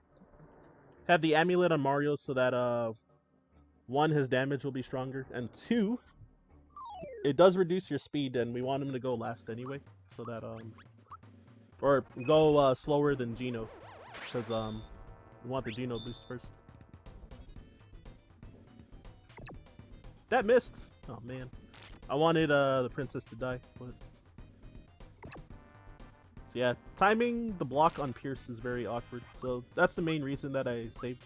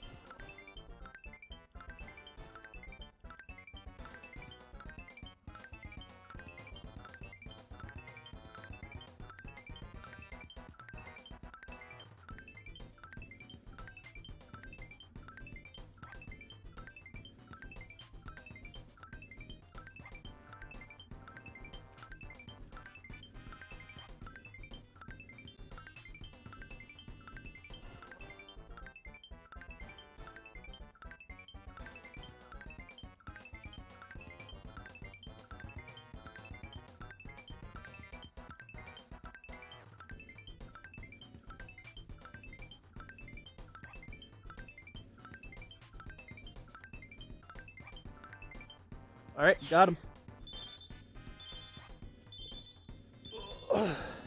So yeah, 864 damage. I actually lost count.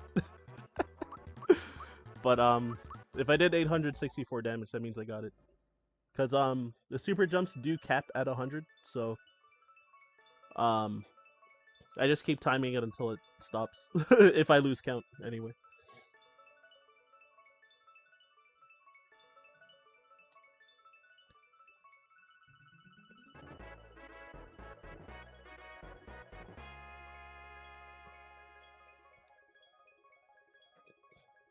So yeah, with that you can get the super suit as a prize in Monstro Town afterwards. So here I gotta remember to change equips as well.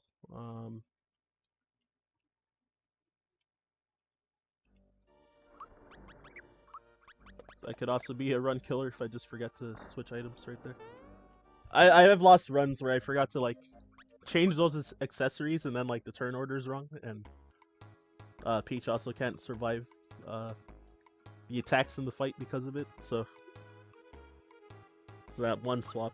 So I like go into the fight and just see that like I don't know, like wrong turn order, and I'm like, oh, that's a reset. So gonna save again just in case shenanigans and whatnot.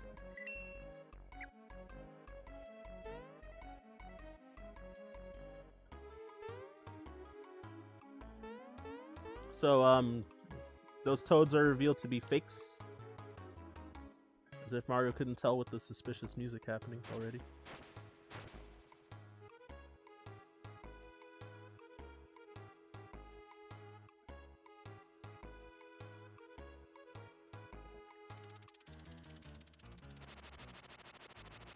Alright, so what am I gonna do here? Alright. I remember now. So boosting Peach since she's the main offense. Also needed the... What? That was wrong? Damn. It's mostly using the audio cue to time the shocker properly, but I don't know. I'm gonna guess I went early because that's often a common theme, but I really have no clue.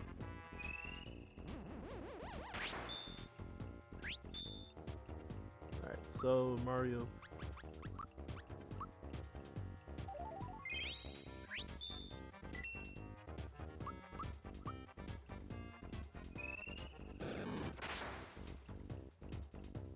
Huh, again I mistimed it.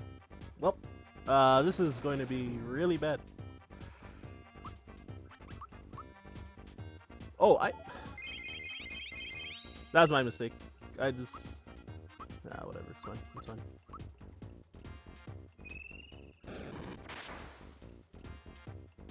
I can't get the timing. I don't know what's wrong. It's like the second... This is the second most... Or, well, third most thing I practiced too before this. And like... It's just not working. I don't know why. Well... Oh, the sound sounded so muffled that time. And it worked, but... It's still dicey.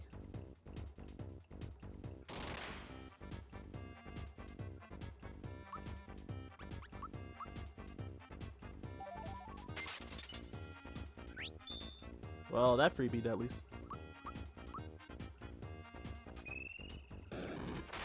Might have been late. Oh no, it wasn't.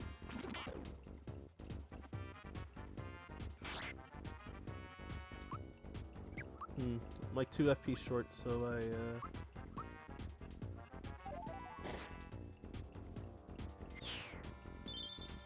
Alright, that's fine.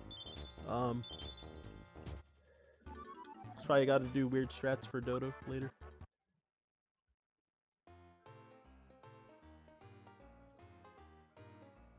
So yeah, that fight, when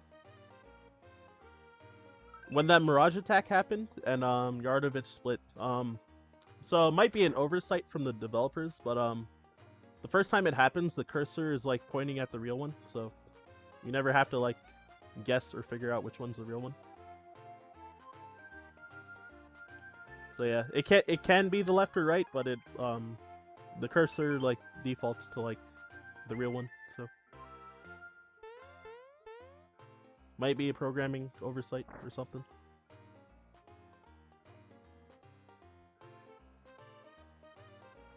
Gino for Smash or Mallow. All right,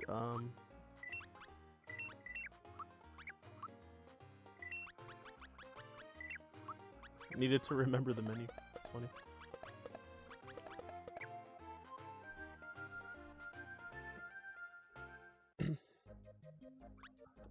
A Bardish. I actually don't know what that is. Alright, Land's End. Well, why not save? There's a save here, and it's not that long to save, so...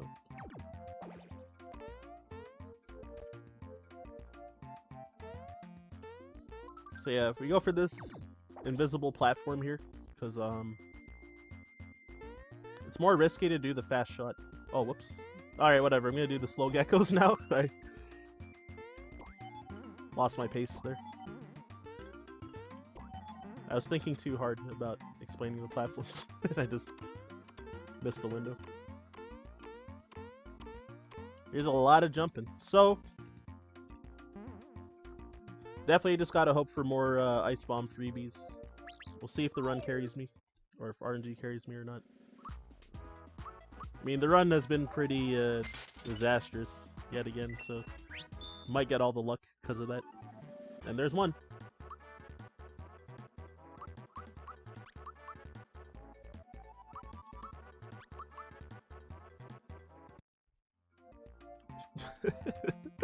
Uncle works for Nintendo meme.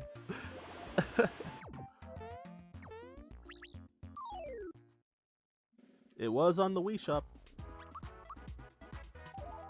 Yeah, I do have it for Wii VC as well, but yeah, I explained earlier, but the Wii VC version has like 1 extra frame of input delay compared to a SNES.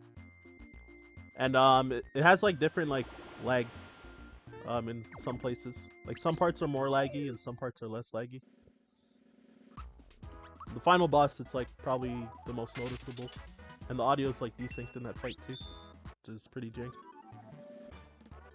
Another freebie. Alright, so been getting lucky.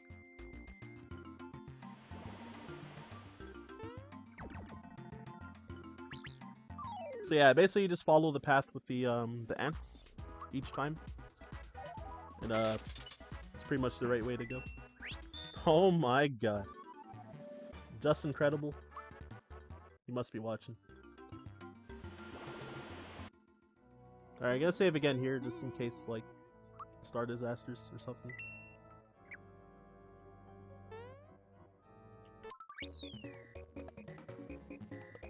So you want to run in like a straight line as much as you can. And it's faster to exit that room and re-enter because you'll get stuck in the level up.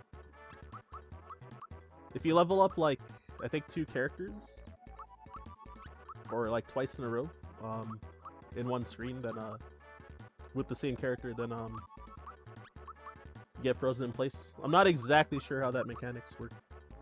Probably Millennium can explain if that was completely wrong. So yeah, I sold a flower box after the Yardovich fight to get enough coins to buy that star.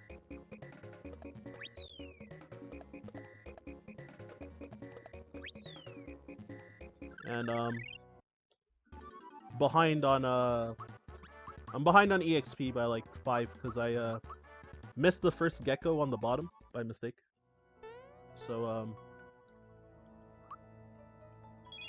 I only killed one of the 2 on the bottom. So that first star gives you 11 EXP per kill, and then that second star gives you 6 EXP per kill. So I'm supposed to kill 2 geckos on the bottom with the first star since it's worth more EXP. So because I'm behind 5 EXP, which shouldn't really matter in this route, but so I probably gotta not make mistakes. Like on Belome 2, I gotta not drop my super jumps, or could be shenanigans too. Alright, so 50-50 here. We need a message. I got the right one. There's 2 of them. One says, I'm hungry. I want something to eat, something like that. And the other one's like, sorry, I'm not accepting visitors past my bedtime. So you want the I'm starving one. Alright, so Fright Bomb for the start. To cause fear on him. 200, that's max damage.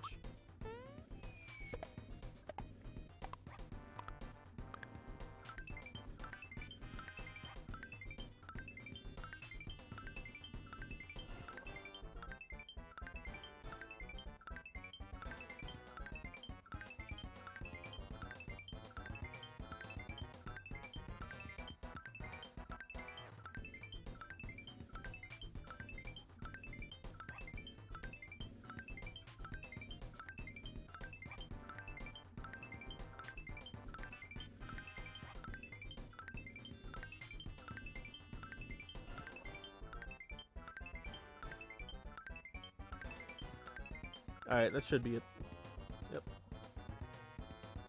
So yeah, I needed 57 super jumps since Gino did over 192, I think, was the threshold.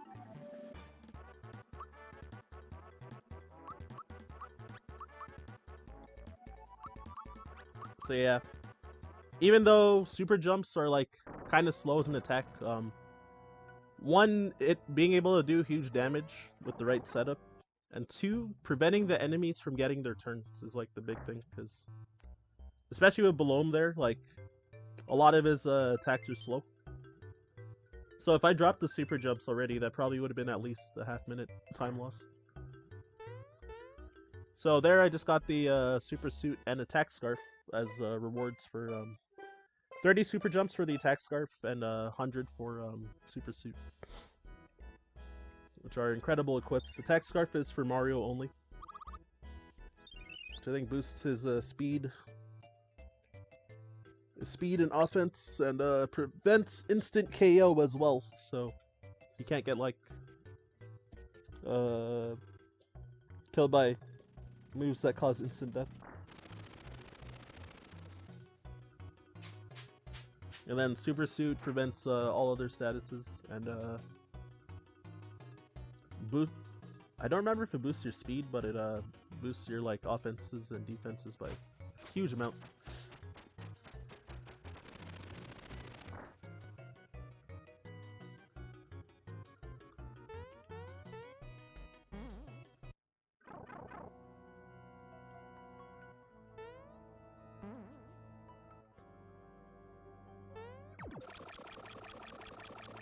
Sorry, you guys got it bounced.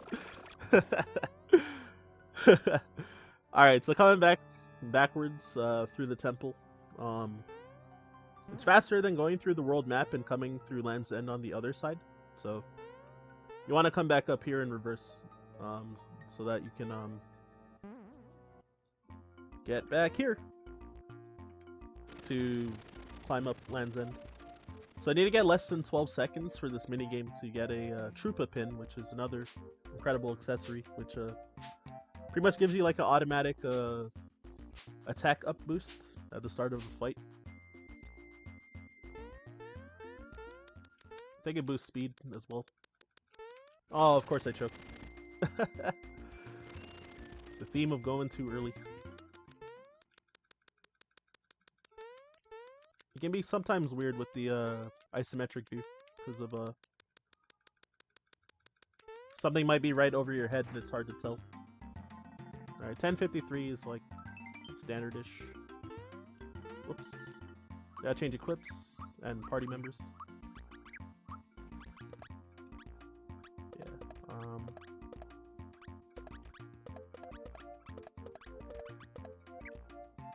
I think that's correct.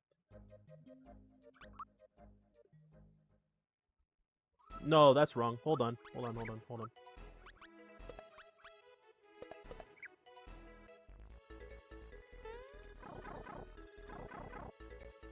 What am I doing? I choked really hard.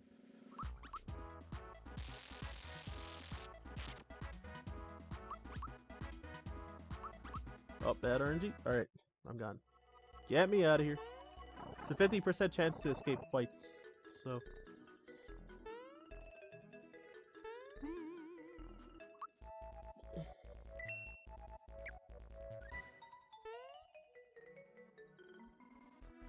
yeah.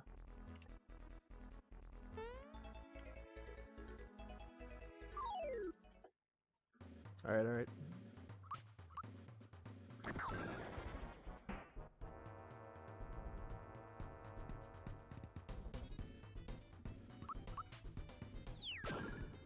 So hopefully I didn't mistime that attack.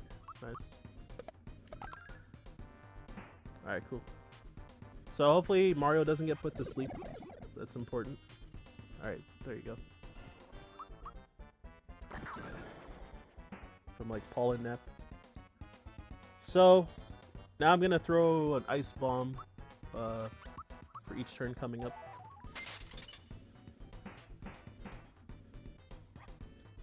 Since I have a couple.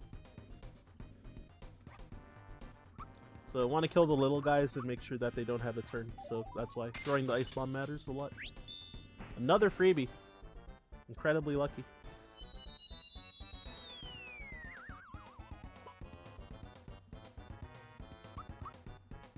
That's cool. You get to see the lucky side of a run, in part. Oh, I guess I have timed that attack.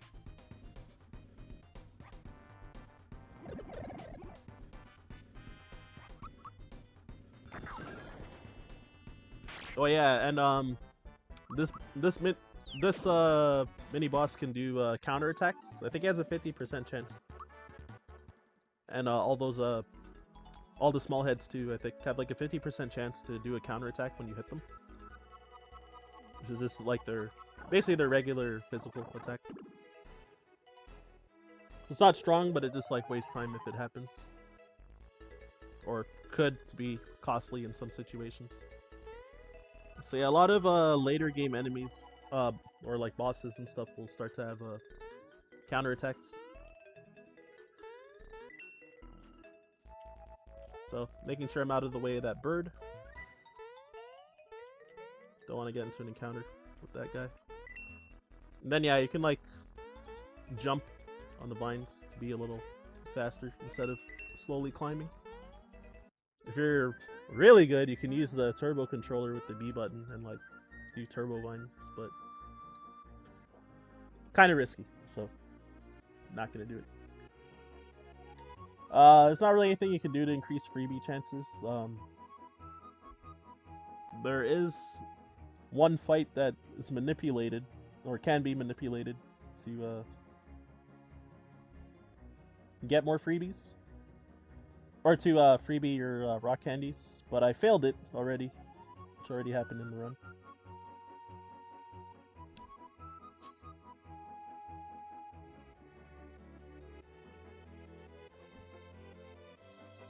So yeah, this is the land of cutscenes, Nimbusland, because pretty much returning to Mallow's home and you know, Mallow not understanding that this is where he's from, and that a lot of shady dealings is happening. The throne's like attempted to be usurped by Queen Valentina here, and Dodo posing as the long lost Mallow. That fat bird. All right, here we go.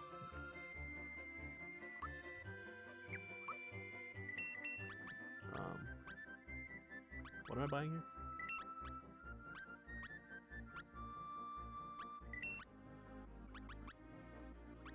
Okay, should be it, right? Okay. For some reason I'm like forgetting. Oh my gosh.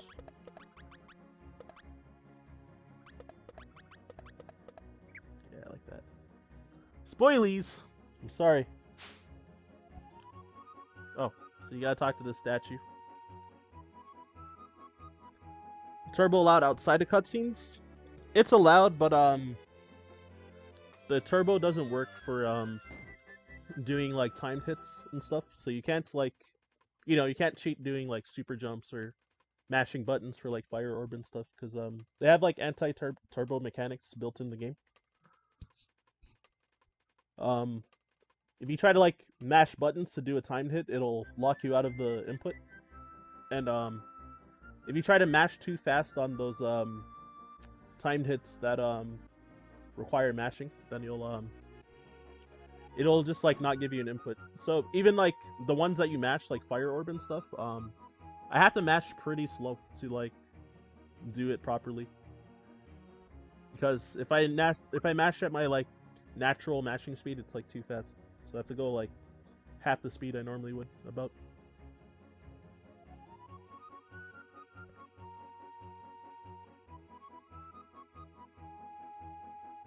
Alright, and so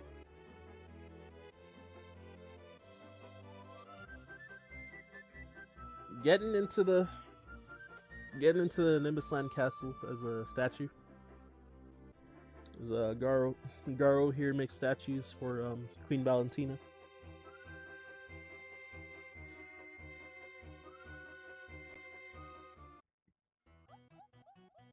So yeah, basically just like covered the party in gold. Or it seems like just Mario in this case if you like read the English dialogue.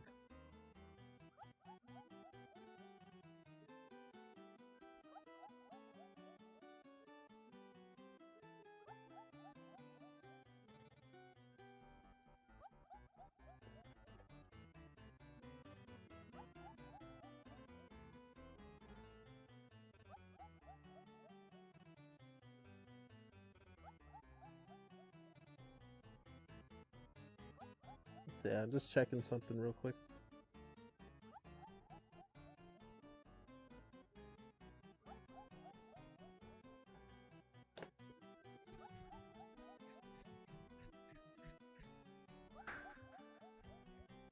Anyways, how y'all doing? Still got a little bit of time with like dialogue and a minigame coming up.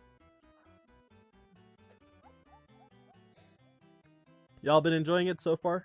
Minus the shenanigans that happened earlier. Alright, I guess I'll just save in case. Plumber's Lament. Yep, you know the dialogue. So yeah, I love this music coming up next.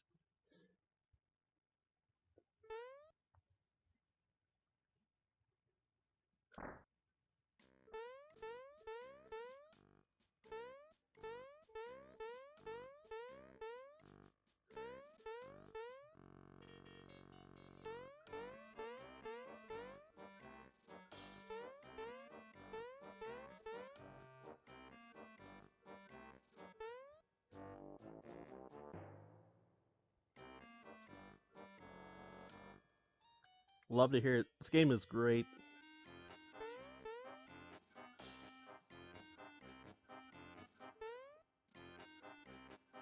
It's fun to speedrun. Personally, I think it's like not very hard to pick up, but obviously optimizing the run is hard, but I think it's like not hard to pick up because the guides are very good.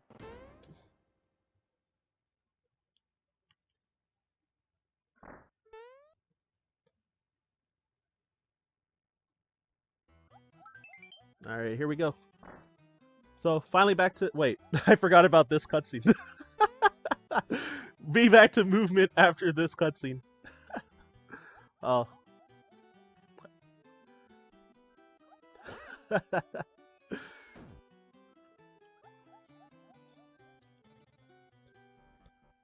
Yeah, so finally back to like the platform and stuff and whatnot. Hopefully I don't get into encounters or nothing. These shamans are like actually rough if you like encounter them and fail to escape. It can be like extremely bad. There's a save here, so why not? Alright, so I got a key and okay, I got a feather from the Dodo minigame. That's unlucky. Feather from the Dodo minigame. I got a key there from one guy, and then I didn't jump? What the heck? I tried to jump over that, but... Well, here we go! Commentator's curse. Ran straight into that encounter for fun. And then, yeah, got unlucky with the escaping too. Ah! Diagonals, please. Dude. Heavy Trooper! It's ready to launch! Not like this! I'm getting to all the encounters for fun. Alright, I guess the run wants to see it. Oh, no. Never mind. Never mind. So yeah, sometimes you just get, like, owned when you get into encounters like that, because... Again, it's apparently a 50-50 chance to, like, escape battles, but... You know, sometimes you get, like, 6 try escapes or something. 50-50 per try, so... You know, you expect every other time that you would get away, but... It doesn't always work like that.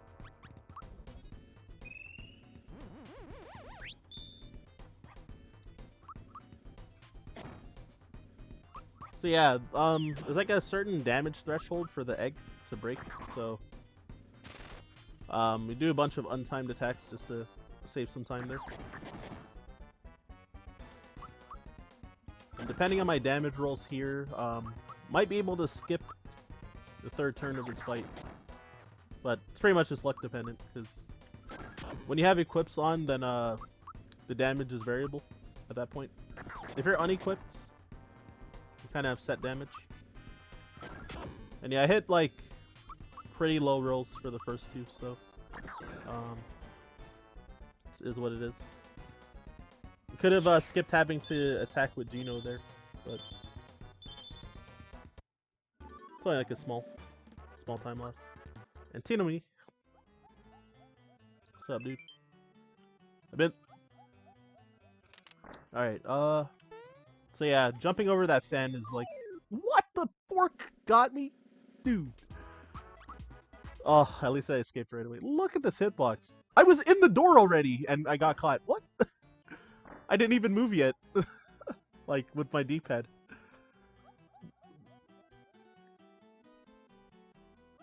I wanted to, like, stand there to compare, that hitbox cheese that just happened, but... I actually, like, transitioned into the room, like, before I even, like, started touching my D-pad. That's actually incredible.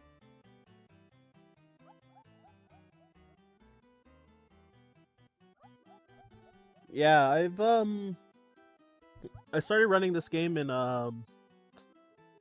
crap, when did I do my first run? August, 2018. Though I haven't done, like, grinding this year, mostly because of, controller issues. But, yeah, I'm still waiting on another one to ship in. I hope that it, like, works fine. Or actually, early in the year, I got this controller, I think, and then I was doing runs, but it is starting to have issues. So it is what it is. Watering eggs. Indeed. Alright, saving just in case yet again. So there is specific movement from when you enter this room to avoid encounters. Going like that. And you can skip that mini boss fight with Dodo if you're fast enough with the star. The timer does run down to like a short amount as soon as you enter that room. So regardless of how long you've had the star, it like will be very close to running out the moment you enter that room. So you gotta like pretty much beeline for Dodo if you want to reach him in time. If you notice that the star timing was like extremely short there. Like if I backtracked, like say if I was behind on EXP and I backtracked to kill the other birds or something, then I still would have had like that same amount of time. Or same amount of time left for the star as I like entered that room.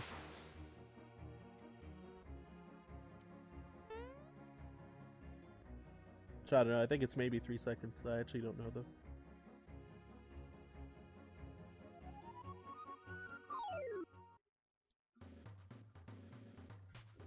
Alright, so let's fight.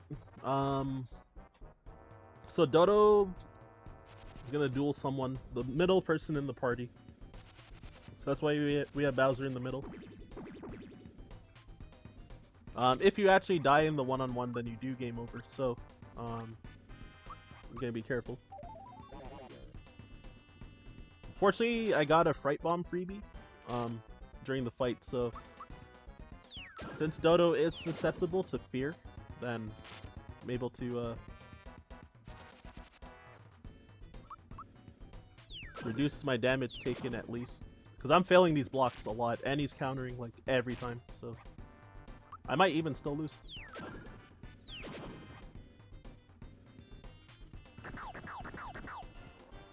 Alright, never mind.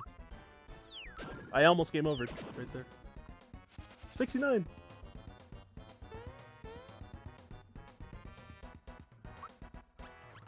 Yeah, blocking Dodo's physical is like super awkward for me. Like, I always have to grind it to be able to get it, so. And since you can't use don't have any way to have safe states, it's kind of annoying to practice, so I never do it. So probably not worth it to go for turn skip now, where if everyone does like high enough damage rolls, you can like skip the last turn, so not risk the chance of Valentina doing a spell. But since Bowser's health is so low, there's a pretty good chance that he's going to die anyway, so we'll see.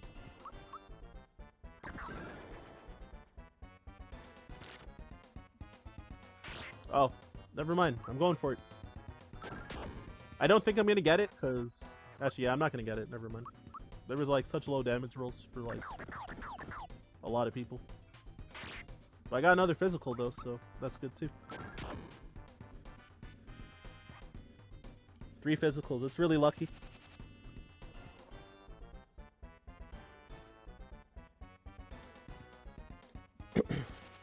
So yeah, pretty much just waiting for this fight to end, and then it's Bowser, who's currently very over-leveled, will level up. Or well, he has like a lot more EXP than he should. But he leveled up right on time there, anyway. So for some reason, that key falling on Mallow's head makes me laugh like every time. There's something about like the sound and the way it looks like in combination.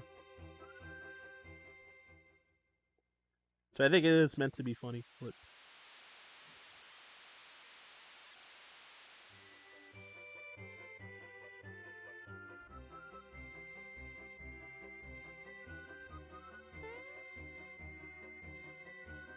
so yeah, I guess just talking about what's happening since it's in Japanese.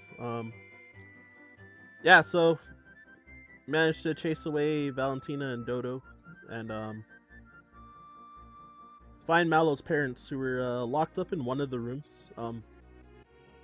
There was a sign on that room, like I think saying something like the king and queen are sleeping, and not to disturb them. So there is some dialogue that you can go through where Bowser's about to try and bust down the door, but Mallow stops him because he's like, my parents are bedridden, probably shouldn't bother them. So yeah, we find out that they were locked up in that room, so that key that just dropped saved them. And then now they're talking about like how there's probably a star in Barrel Volcano. We have to go through the hot springs to get there.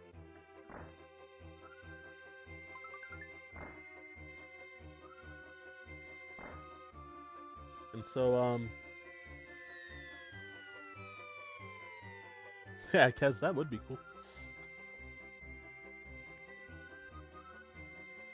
And yeah, yeah, and they're like mentioning be careful of like the Tsar dragon in the volcano, which will be the next boss to fight, or next mini boss, I guess. This guy can read Japanese. Nani? What's up, Aster? Long time no see. So yeah, there's another legend in chat.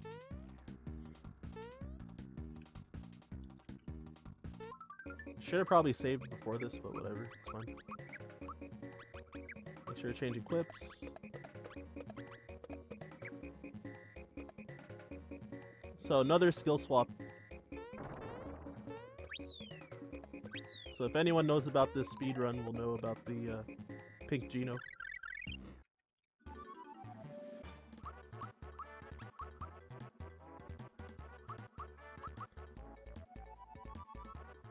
So yeah, that was Peach as Geno Sprite learning Geno Beam at level 14.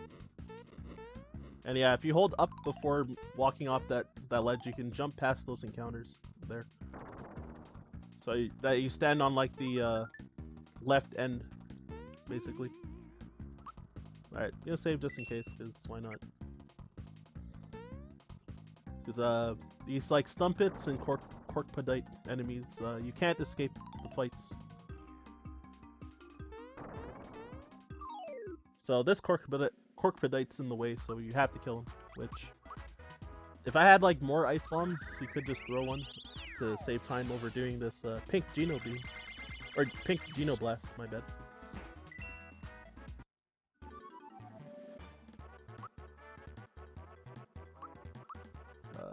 Level 15 for Mario, so that's good. That's the only time that in a multiple of 3 for level ups for Mario, where we give him a special instead of attack. In the old route, we used to give him special at level 3 instead, but now we do it vice versa, because the routing change in Mario being like slightly less leveled up. Alright, so what am I doing here? Well, I grabbed this anyway, so...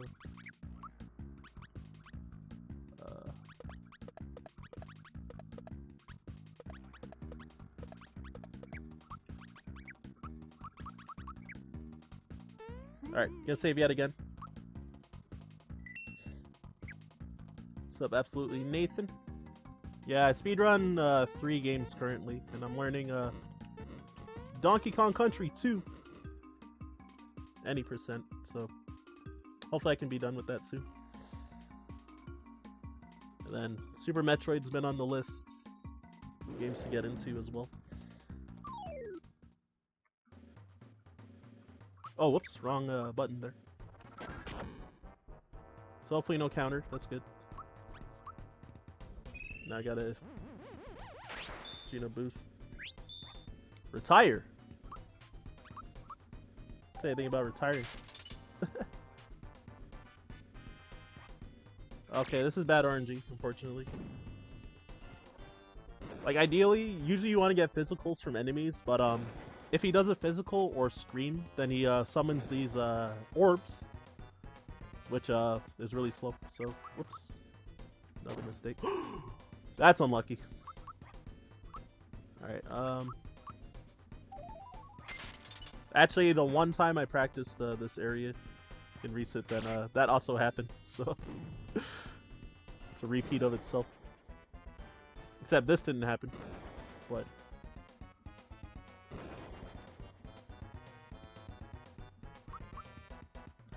oh yeah, and there's like the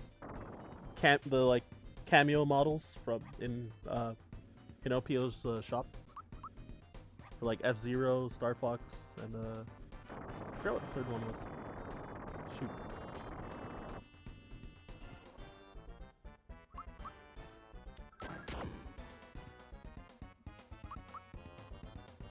$420. Alright, so Bowser's out of here. No more wasting time by having a turn.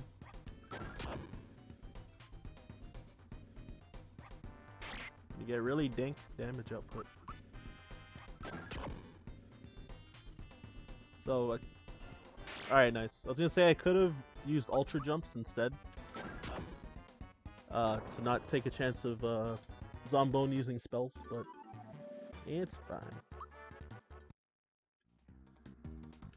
Oh wait, I'm not supposed to do this menu because my routing is messed up a bit. So I actually need to find my notes for or find the notes for this fight because I definitely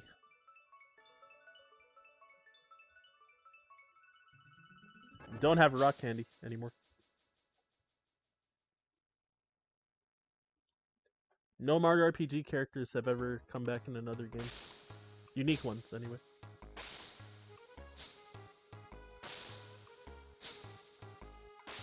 True Smash trophies. Yeah. You're right, you're right.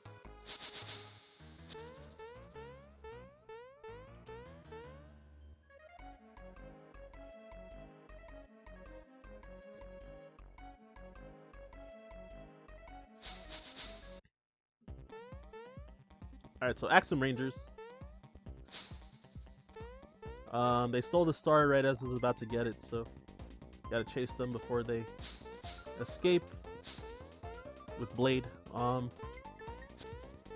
Yardovich stole the star or forced Mario to give it up, they were like waiting on something called Blade. They're like, "Where's Blade? He's late." And the same thing happens here actually, except that Blade actually appears, as you can see right here. But Mario caught up in time by that point, so now I gotta fight on top of it. Do you know it'd be Smash DLC? Apparently Sephiroth was more important though.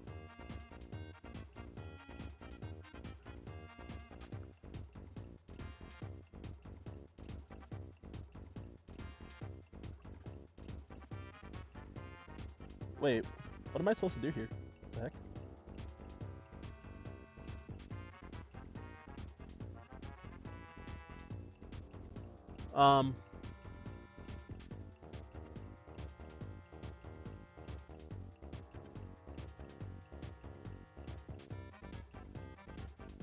I'm so confused. What the heck?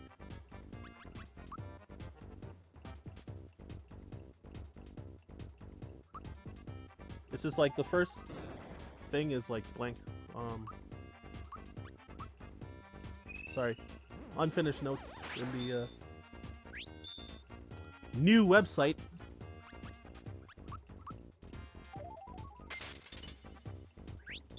Yeah, sorry for the wait there. Nice freebie though.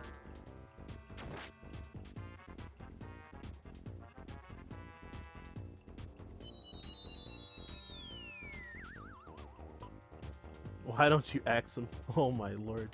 Is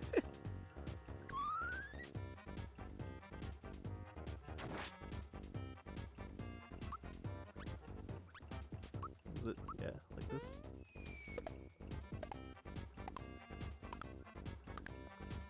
Hopefully I hit everyone at least once. Okay, there you go.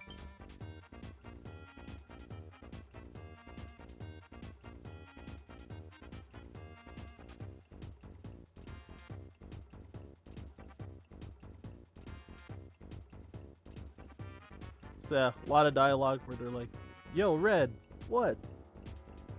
I did something. Well, something."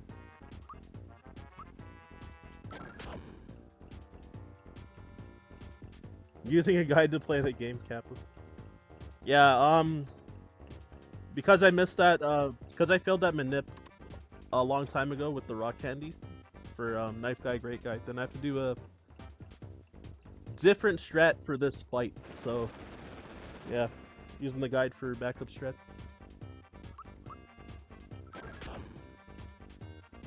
Or the notes, I mean, for backup strat. But yeah, ever since it got moved to a new website like kind of recently, and sites.google.com, and it one, because it's like technically light mode, it's like horrible to read, and apparently like the first turn is missing in this specific strat, so I was like, uh-oh, I gotta just try to remember what to do. So yeah, I guess I'm like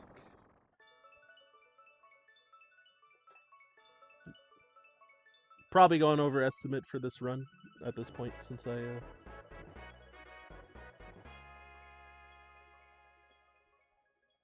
messed up on a lot of stuff, and also that whole internet shenanigans like almost 2 hours ago. But it is what it is. I guess I started the run ahead of schedule, so I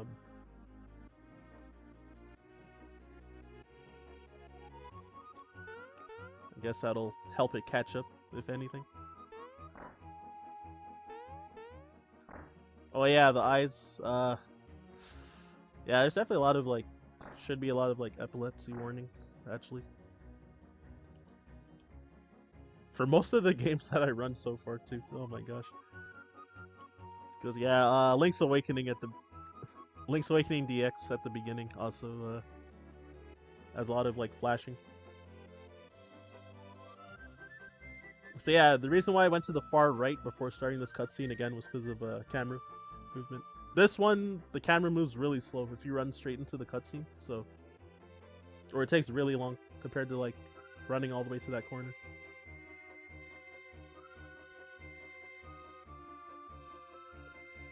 Now, it's like it's time to take the bus. I think you're old enough, Mallow. So I'm gonna try since I'm playing in Japanese, I've never, yeah, I guess I've never like done this manip in a marathon ever. The Nimbusland manip. The Mario's pad manip is like 16 seconds slower, but it's significantly easier to do.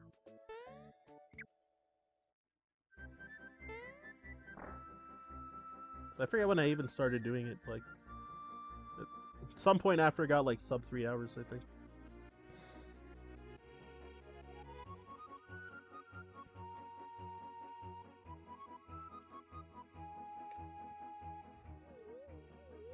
Politics. What's up, Mad Rose? It's another recognizable name. Yeah, so there's a certain set of frames, about 11 frame window, where I'm gonna want to close the last text box, so that hopefully the doors will be manipulated for Bowser's Keep second visit for the room with the 6 doors. And if not, then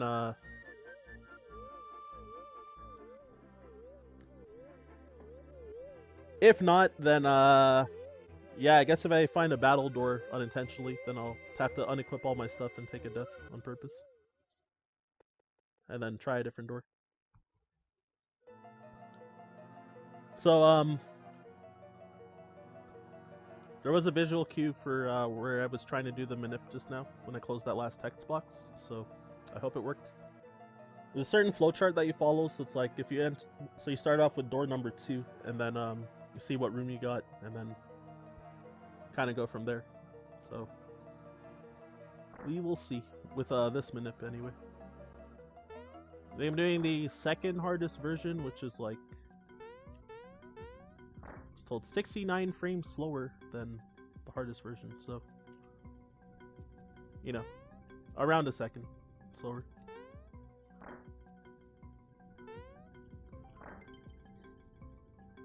Alright, so here we go. So I don't want to say yes to that because that tells you about the doors and that takes kind of long.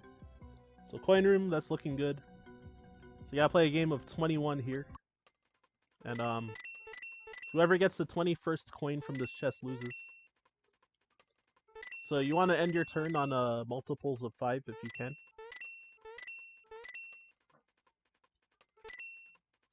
So there's 15. So yeah, if you end your turn on 15, then you pretty much are sure to win at that point. And since he hits the coins at random, like, sometimes if you're in a situation where you should probably lose, he might just, like, kill himself. So yeah, that puzzle is pretty cheese. It's really funny. Then Cannonball Solitaire. I hope I remember it, because it's been a while, actually.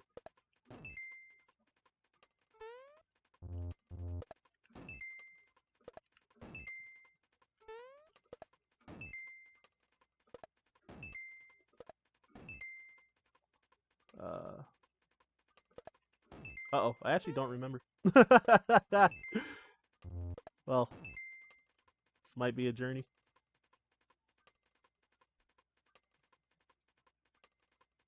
No, that's going to lose. What the heck? Uh-oh.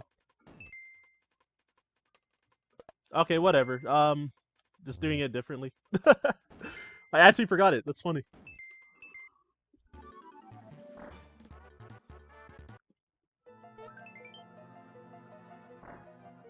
Alright, so door number 4 if I got the coin room, so here we go.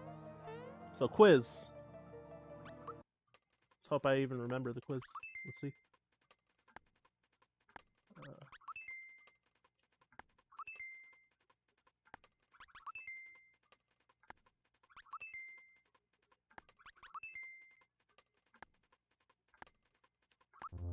What's at the bottom? I forget. So if I get 2 wrong, then I'm gonna lose, so need to get 8 correct.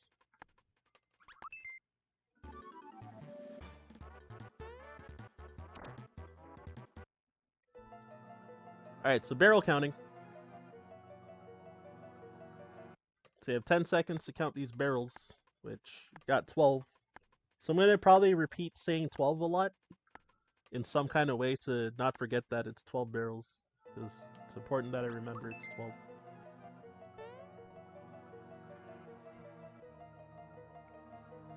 Had to use my Japanese reading skills there.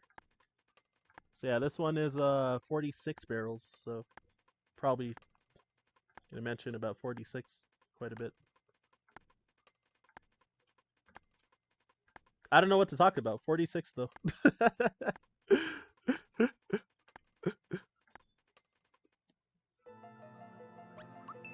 In before 47. So the triathlon, I have to find out what the winner is by talking to them and understanding their hints. Wait, is that the right person? Alright, that's 3rd place. That's 2nd place. Oh wait, no. 3rd place, 4th place, 1st place. Okay.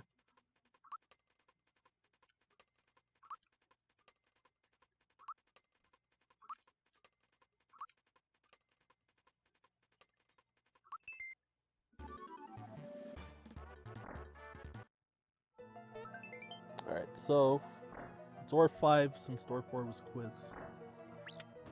So platforming, that's good. Since we're basically just trying to avoid the battle doors because they're really slow. The fights take long, there's a lot of fights as well. So yeah, I can jump over here to grab this firebomb.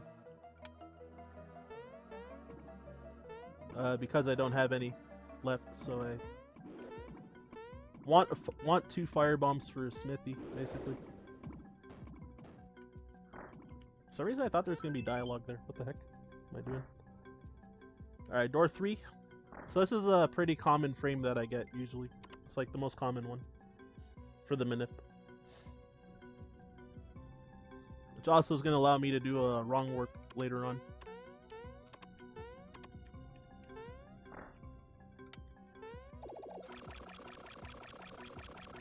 The ball bomb, where is it? I got so lucky. It was like not visible at all. So I held down when jumping off of that cannonball to set up a wrong warp in the factory, which I'll mention again when it happens. So I guess I want another firebomb, so I'm gonna try and grab this like far back. I like never do this ever, but it's far back chest. Well, I seen Just Incredible doing it, so I gotta copy him. Yeah, and I guess I don't need that royal syrup as a backup either, because I bought a maple syrup in Nimbusland, so that's fine. All right, so there's another firebomb.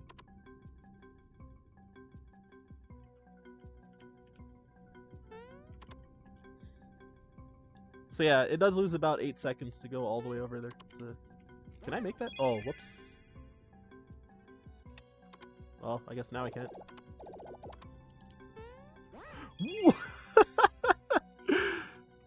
I gotta learn how to platform.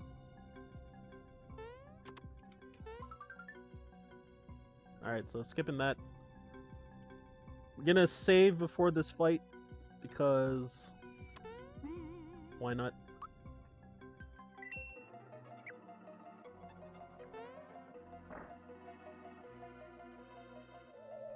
Never played Bravely Default, personally.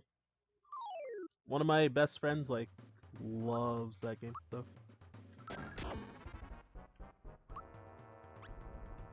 Where's the thing? Oh, there it is.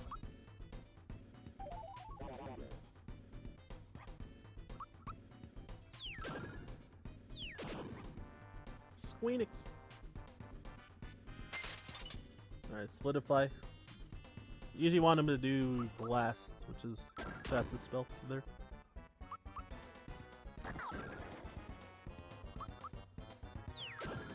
Alright, so hopefully I killed him. I did not kill him. Uh-oh. Well, let's see what I get. Hopefully it's Bambino Bomb. Or, the Giant Bomb. And it's not.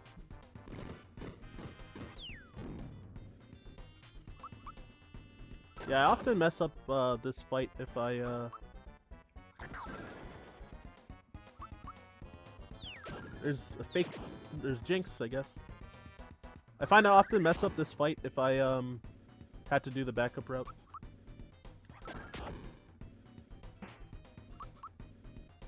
So probably like it does an HP short. Alright, well. Managed to save him. Oh my god, is that the None? Smash Legend? Y'all definitely should check him out. Probably like one of the craziest players that you'll ever see in Smash Bros. Melee.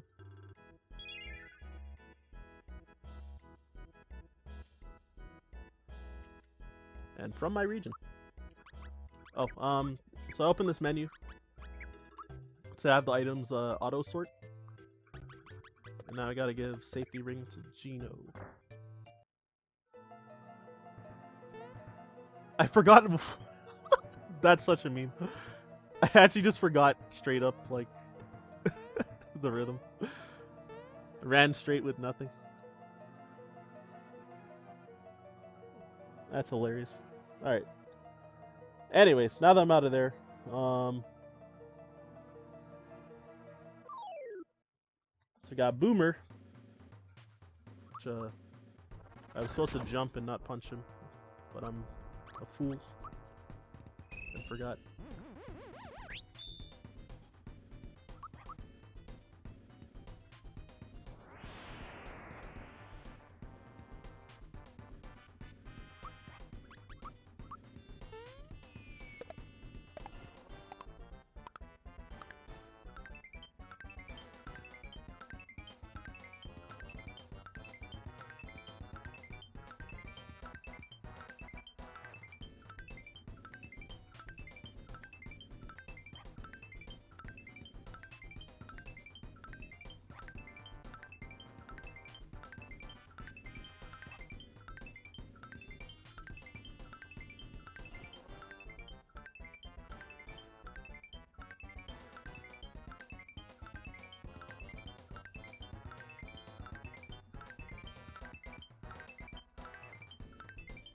And I did a few extra jumps just to make up for not jumping on him and punching him the first turn.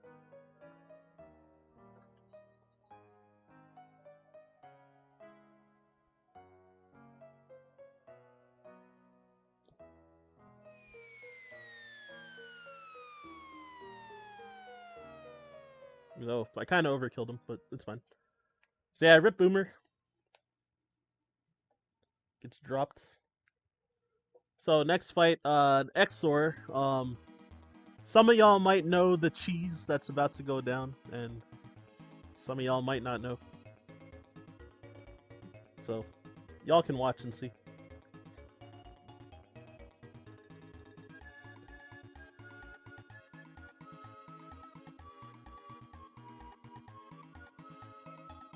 But yeah, appreciate y'all sticking it out with me and big chillin'.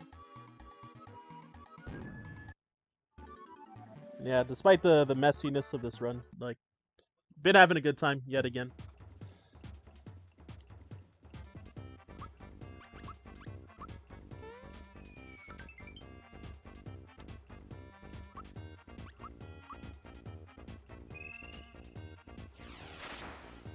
Alright, there it is.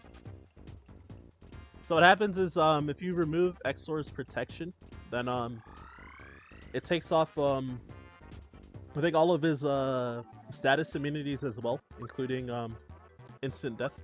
So he's susceptible to getting hit by Geno Whirl because of that, and you can do 999 damage with the timed Geno Whirl, which doesn't work on any other boss. And Chillin's here too. It's possible. He lurks my stream, like, every now and then.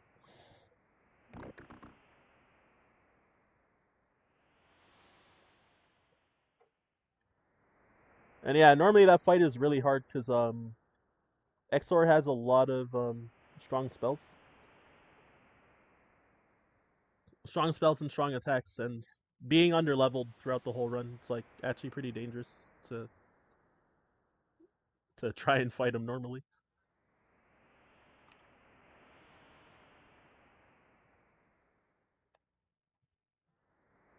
Right in the Neo Squid. Yeah, his mouth cursor, I don't know why in the English version it's called Neo Squid. I don't know what that is, though. Alright, take another safety save.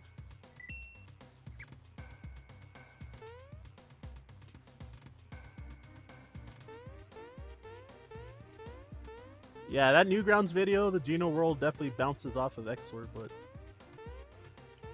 yeah, it lags really hard here too, so I'm just playing it safe a little bit to not get into encounters. So yeah, jumping on these screws. Alright, a little sporadic there, but it was fine.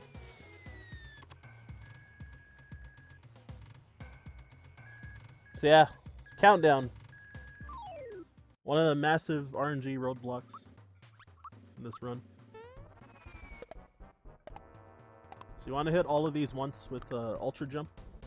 So that's already one RNG factor. I'll boost defense, just in case Mario gets like double Dark Starred or something. So, throw a rock candy. Ooh, physical's pretty lucky. Dark Star. Don't want it to hit Bowser since I missed that block just now. Oh, but it hit Geno, which is also bad.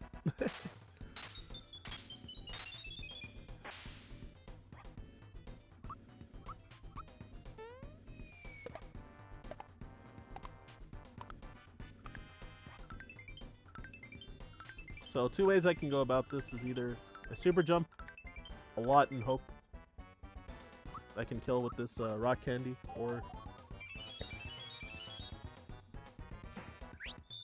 well, I killed one and I got a freebie.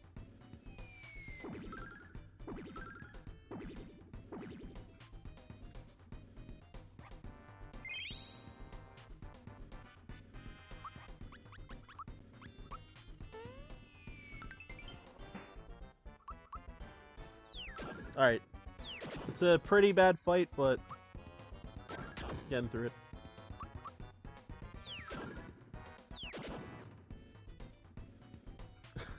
Aster, oh my god. The pun master.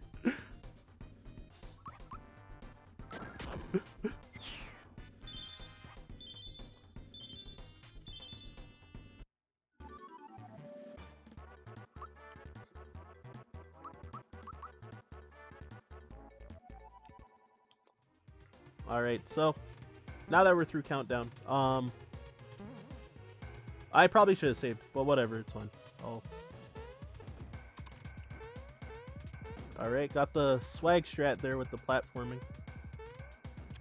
There's like a backup strat that's like 4 seconds slower than that one, but because that one's really risky. So here's the wrong warp, I hope. Okay, there you go. So I set it up in Bowser's Keep too. Oh! Choked. The Boyer skip. It's fun. It's like a 3-frame window where you can like jump over Boyer as he's like falling down on the conveyor belt. This might be really bad. Oh, this is really bad. Yeah, if you get this enemy arrangement and you fail to escape, it's like you get locked in the fight forever, getting attacked like a billion times. So Axum Black is fast and also attacks twice, so it's really slow.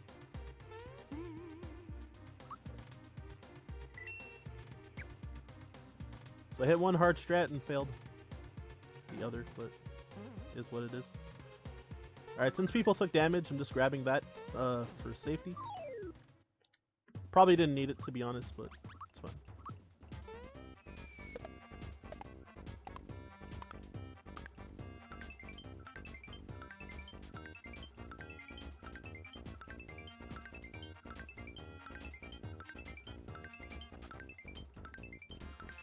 Alright, since I got one rock candy freebie and saved another, I'm gonna just do this because it's a little faster. Instead of doing 37 super jumps.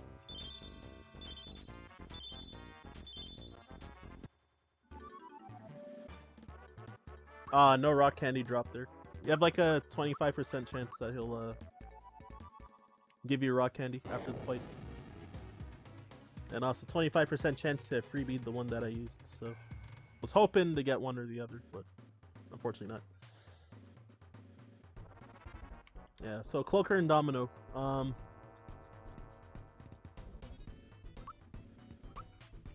So depending on which one you kill, the second part of the fight has like a kind of different second part.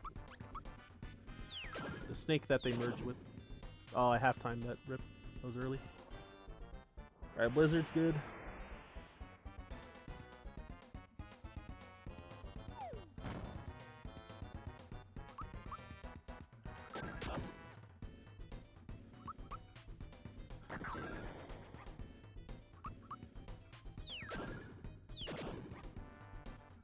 Almost Smithy. Oh wow, even with that half-timed attack, I still killed at the right time. That's good. Fortunate for me. So I didn't have to go through one more turn. So yeah, if you kill the guy on the right, then this snake has like mostly physical attacks and has really low magic defense, so you can just like super jump him to death.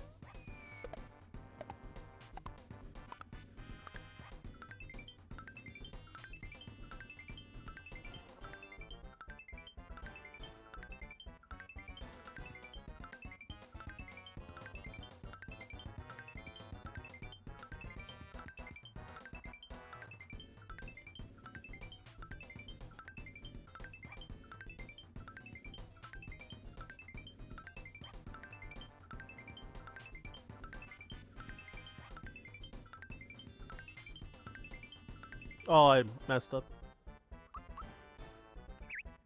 And also, that one's easier too, and I still messed it up. Apparently there's like a 5-frame window for the jumps instead of a 3-frame, because it lags a bit here.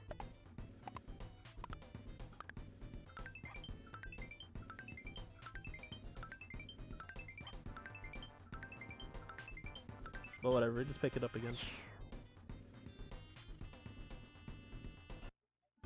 Hello, hello. So now Bowser won't be used for the rest of the game.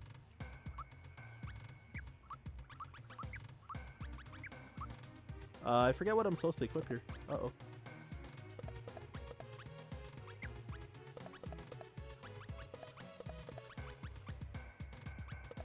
Yeah, is this correct? I think it is.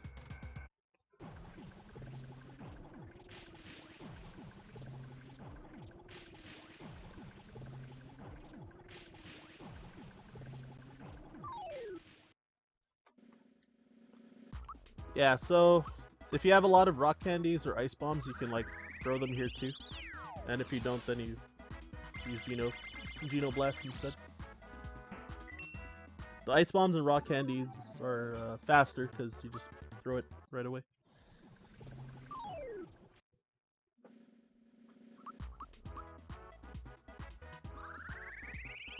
But it's rare that you'll have the chance to do it because you'll need to have like a lot of freebies throughout the run. Even though I did have quite a bit, so maybe I am in that threshold even right now. So yeah, basically fighting these Shovel Knight bosses. Which yeah, all of them are they're mostly pretty trivial. The red one that you fight last, you do have to actually like do super jumps and stuff, so it is a little harder. Actually, I think my PB has like a 20-second time save because I miscounted the super jumps. Oh, whoops, my bad. I didn't even drop the super jumps, I just actually like thought I did enough and I miscounted by one. So that like lost a lot of time.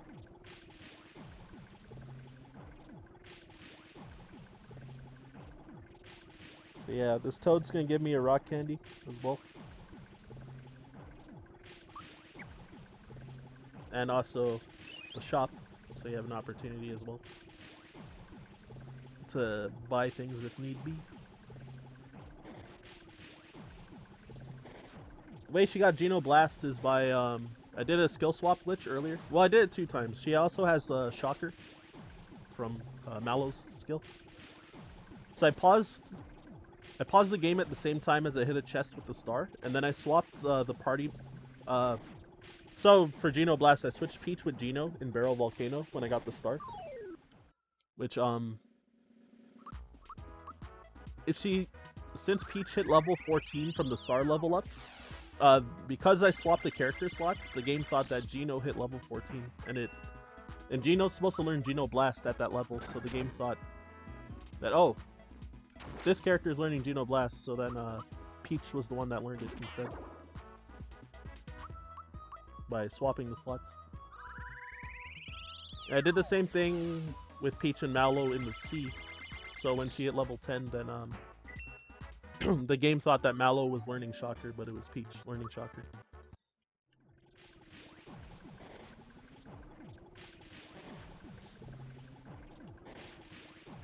Yeah, it's an actual glitch.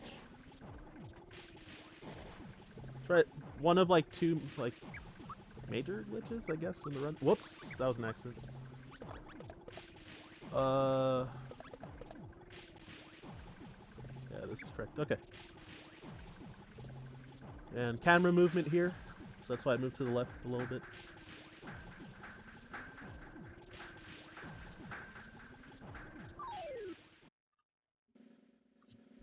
So 39 super jumps here.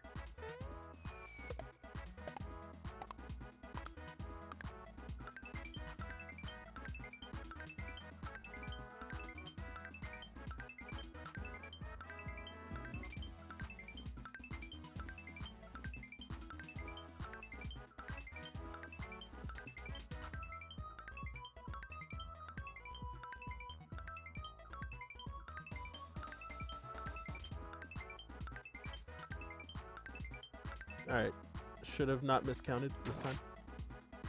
So then you throw a rock candy to kill everything.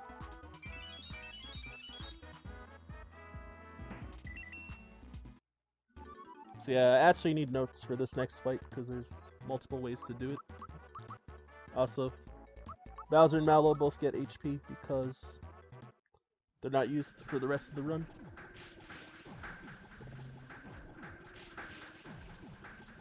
So yeah, definitely beat up that Shovel Knight. Alright, so Gunyul, the penultimate boss for this game. Or, well, it's the final mini-boss, I guess. So, I need to see how many ice bombs I have. I have a lot, though.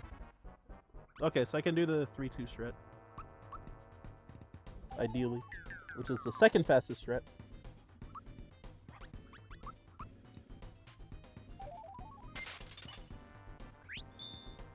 Alright, I can do the 4 ice bomb strat instead.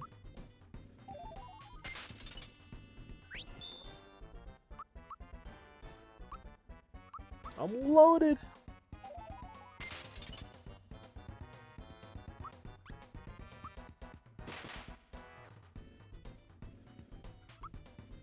Wait, what?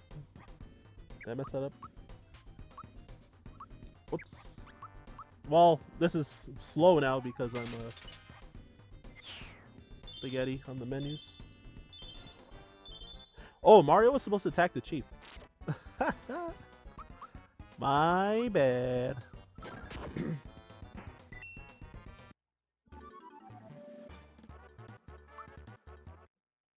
Alright, well,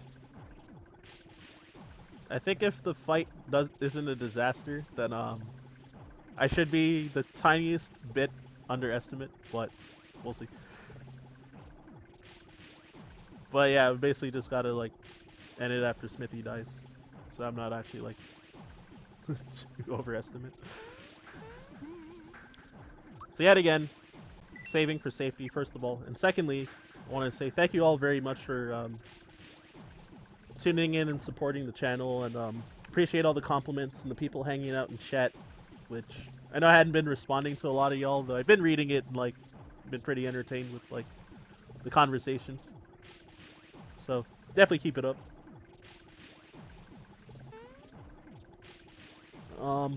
So yeah, I guess this fight should take like around 6-ish minutes. So.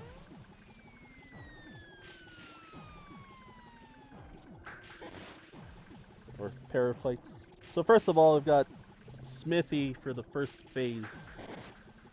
Holy, my inventory is actually insane. Though. Like, I wish I had this in a run. This in an actual run would be incredible.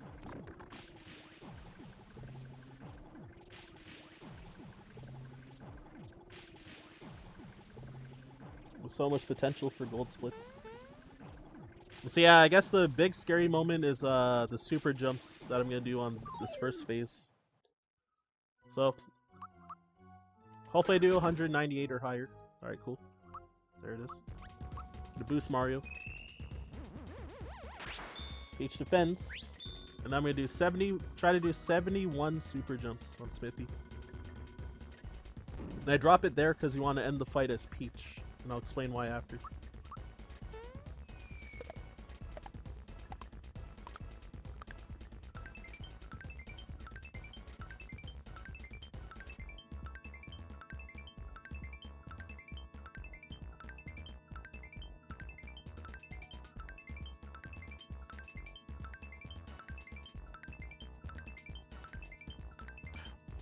Wow, I dropped it so early. That's really bad. 28. Right.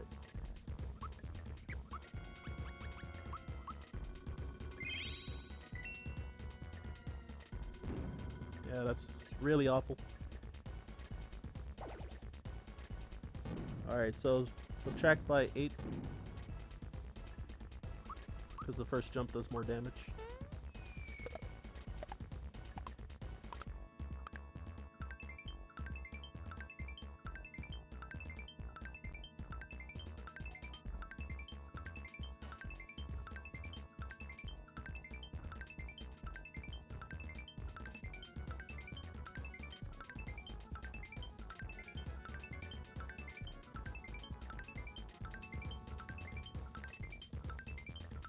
Alright, it's double checking, I did one extra there.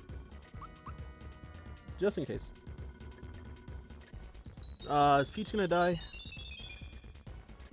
Okay, cool, she didn't. Now I throw a rock candy. So yeah, that was a bad time loss, but it is what it is. So the reason why you want to end the fight on Peach's turn is that you get one free turn if you end it on her turn, where Smithy Part 2 won't transform right away, and then he'll change to the tank head after the first turn. So you get like around 900 damage of like free hits before he gets his turn.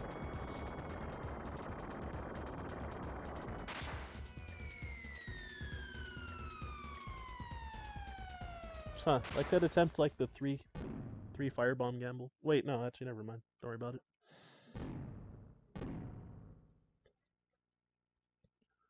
Everybody's hurt a little bit.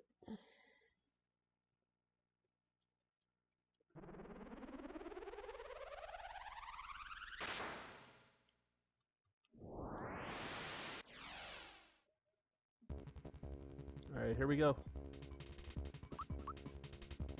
Oh, Mario's not hurt. Never mind.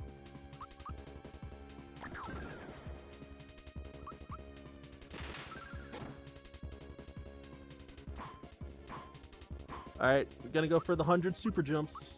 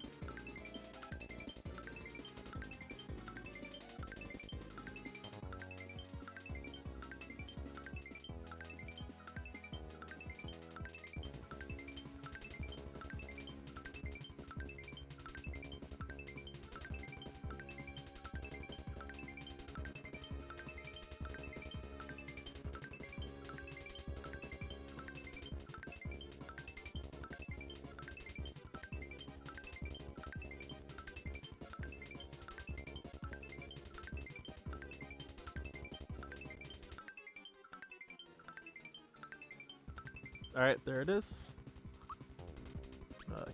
Cola. For the heal up.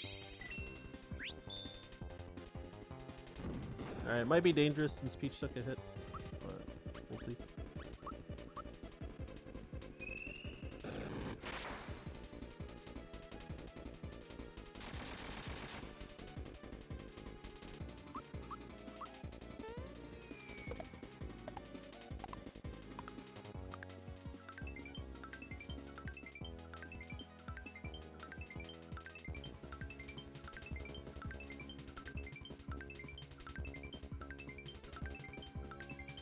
Alright, this is on purpose. Oh, what the...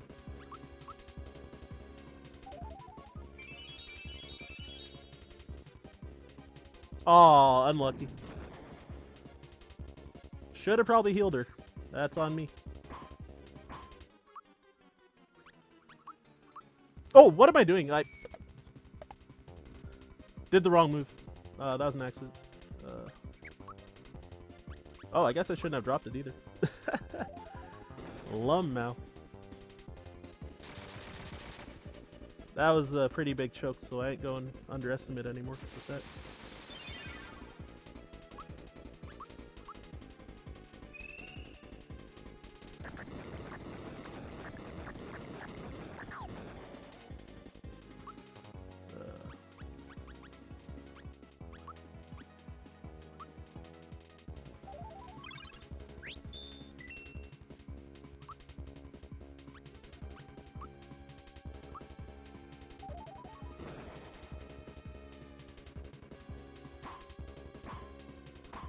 I used the pick-me-up just now. It's a heal item. Yeah, sorry, I wasn't talking because I was like focused a little bit. Oh, that wasn't enough. Uh-oh. Oh, Cola for everybody? You mean that one? Yeah, so I got lucky with the Smithy gamble, but unlucky that Peach died. First of all. Gino getting feared. Also unlucky.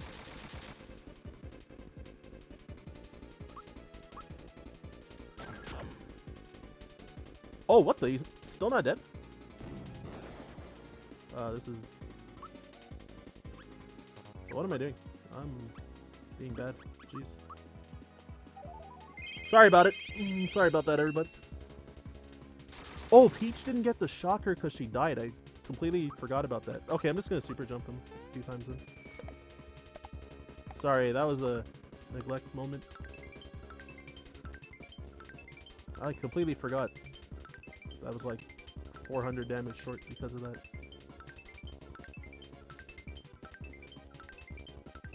That should be it. Hey! Got him. So yeah, I guess I'll just like end time on, I don't know, this explosion or something. No idea. Oh, yeah, I guess because of my splits and whatever, I couldn't even end the time. Sorry about that. Okay, well, that pretty much wraps it up for me.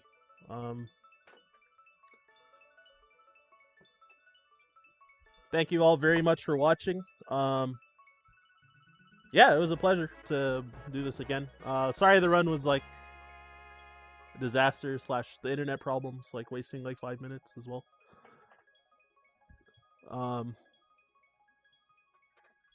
Yeah, my mistake on that. But yeah, I'll definitely be hanging around in the stream chat as well. But I do have another marathon run for this game tomorrow for a different event. So yeah, hopefully I just perform better at that one and move forward. And then I have a Zelda LADX race right after that run, back to back. So.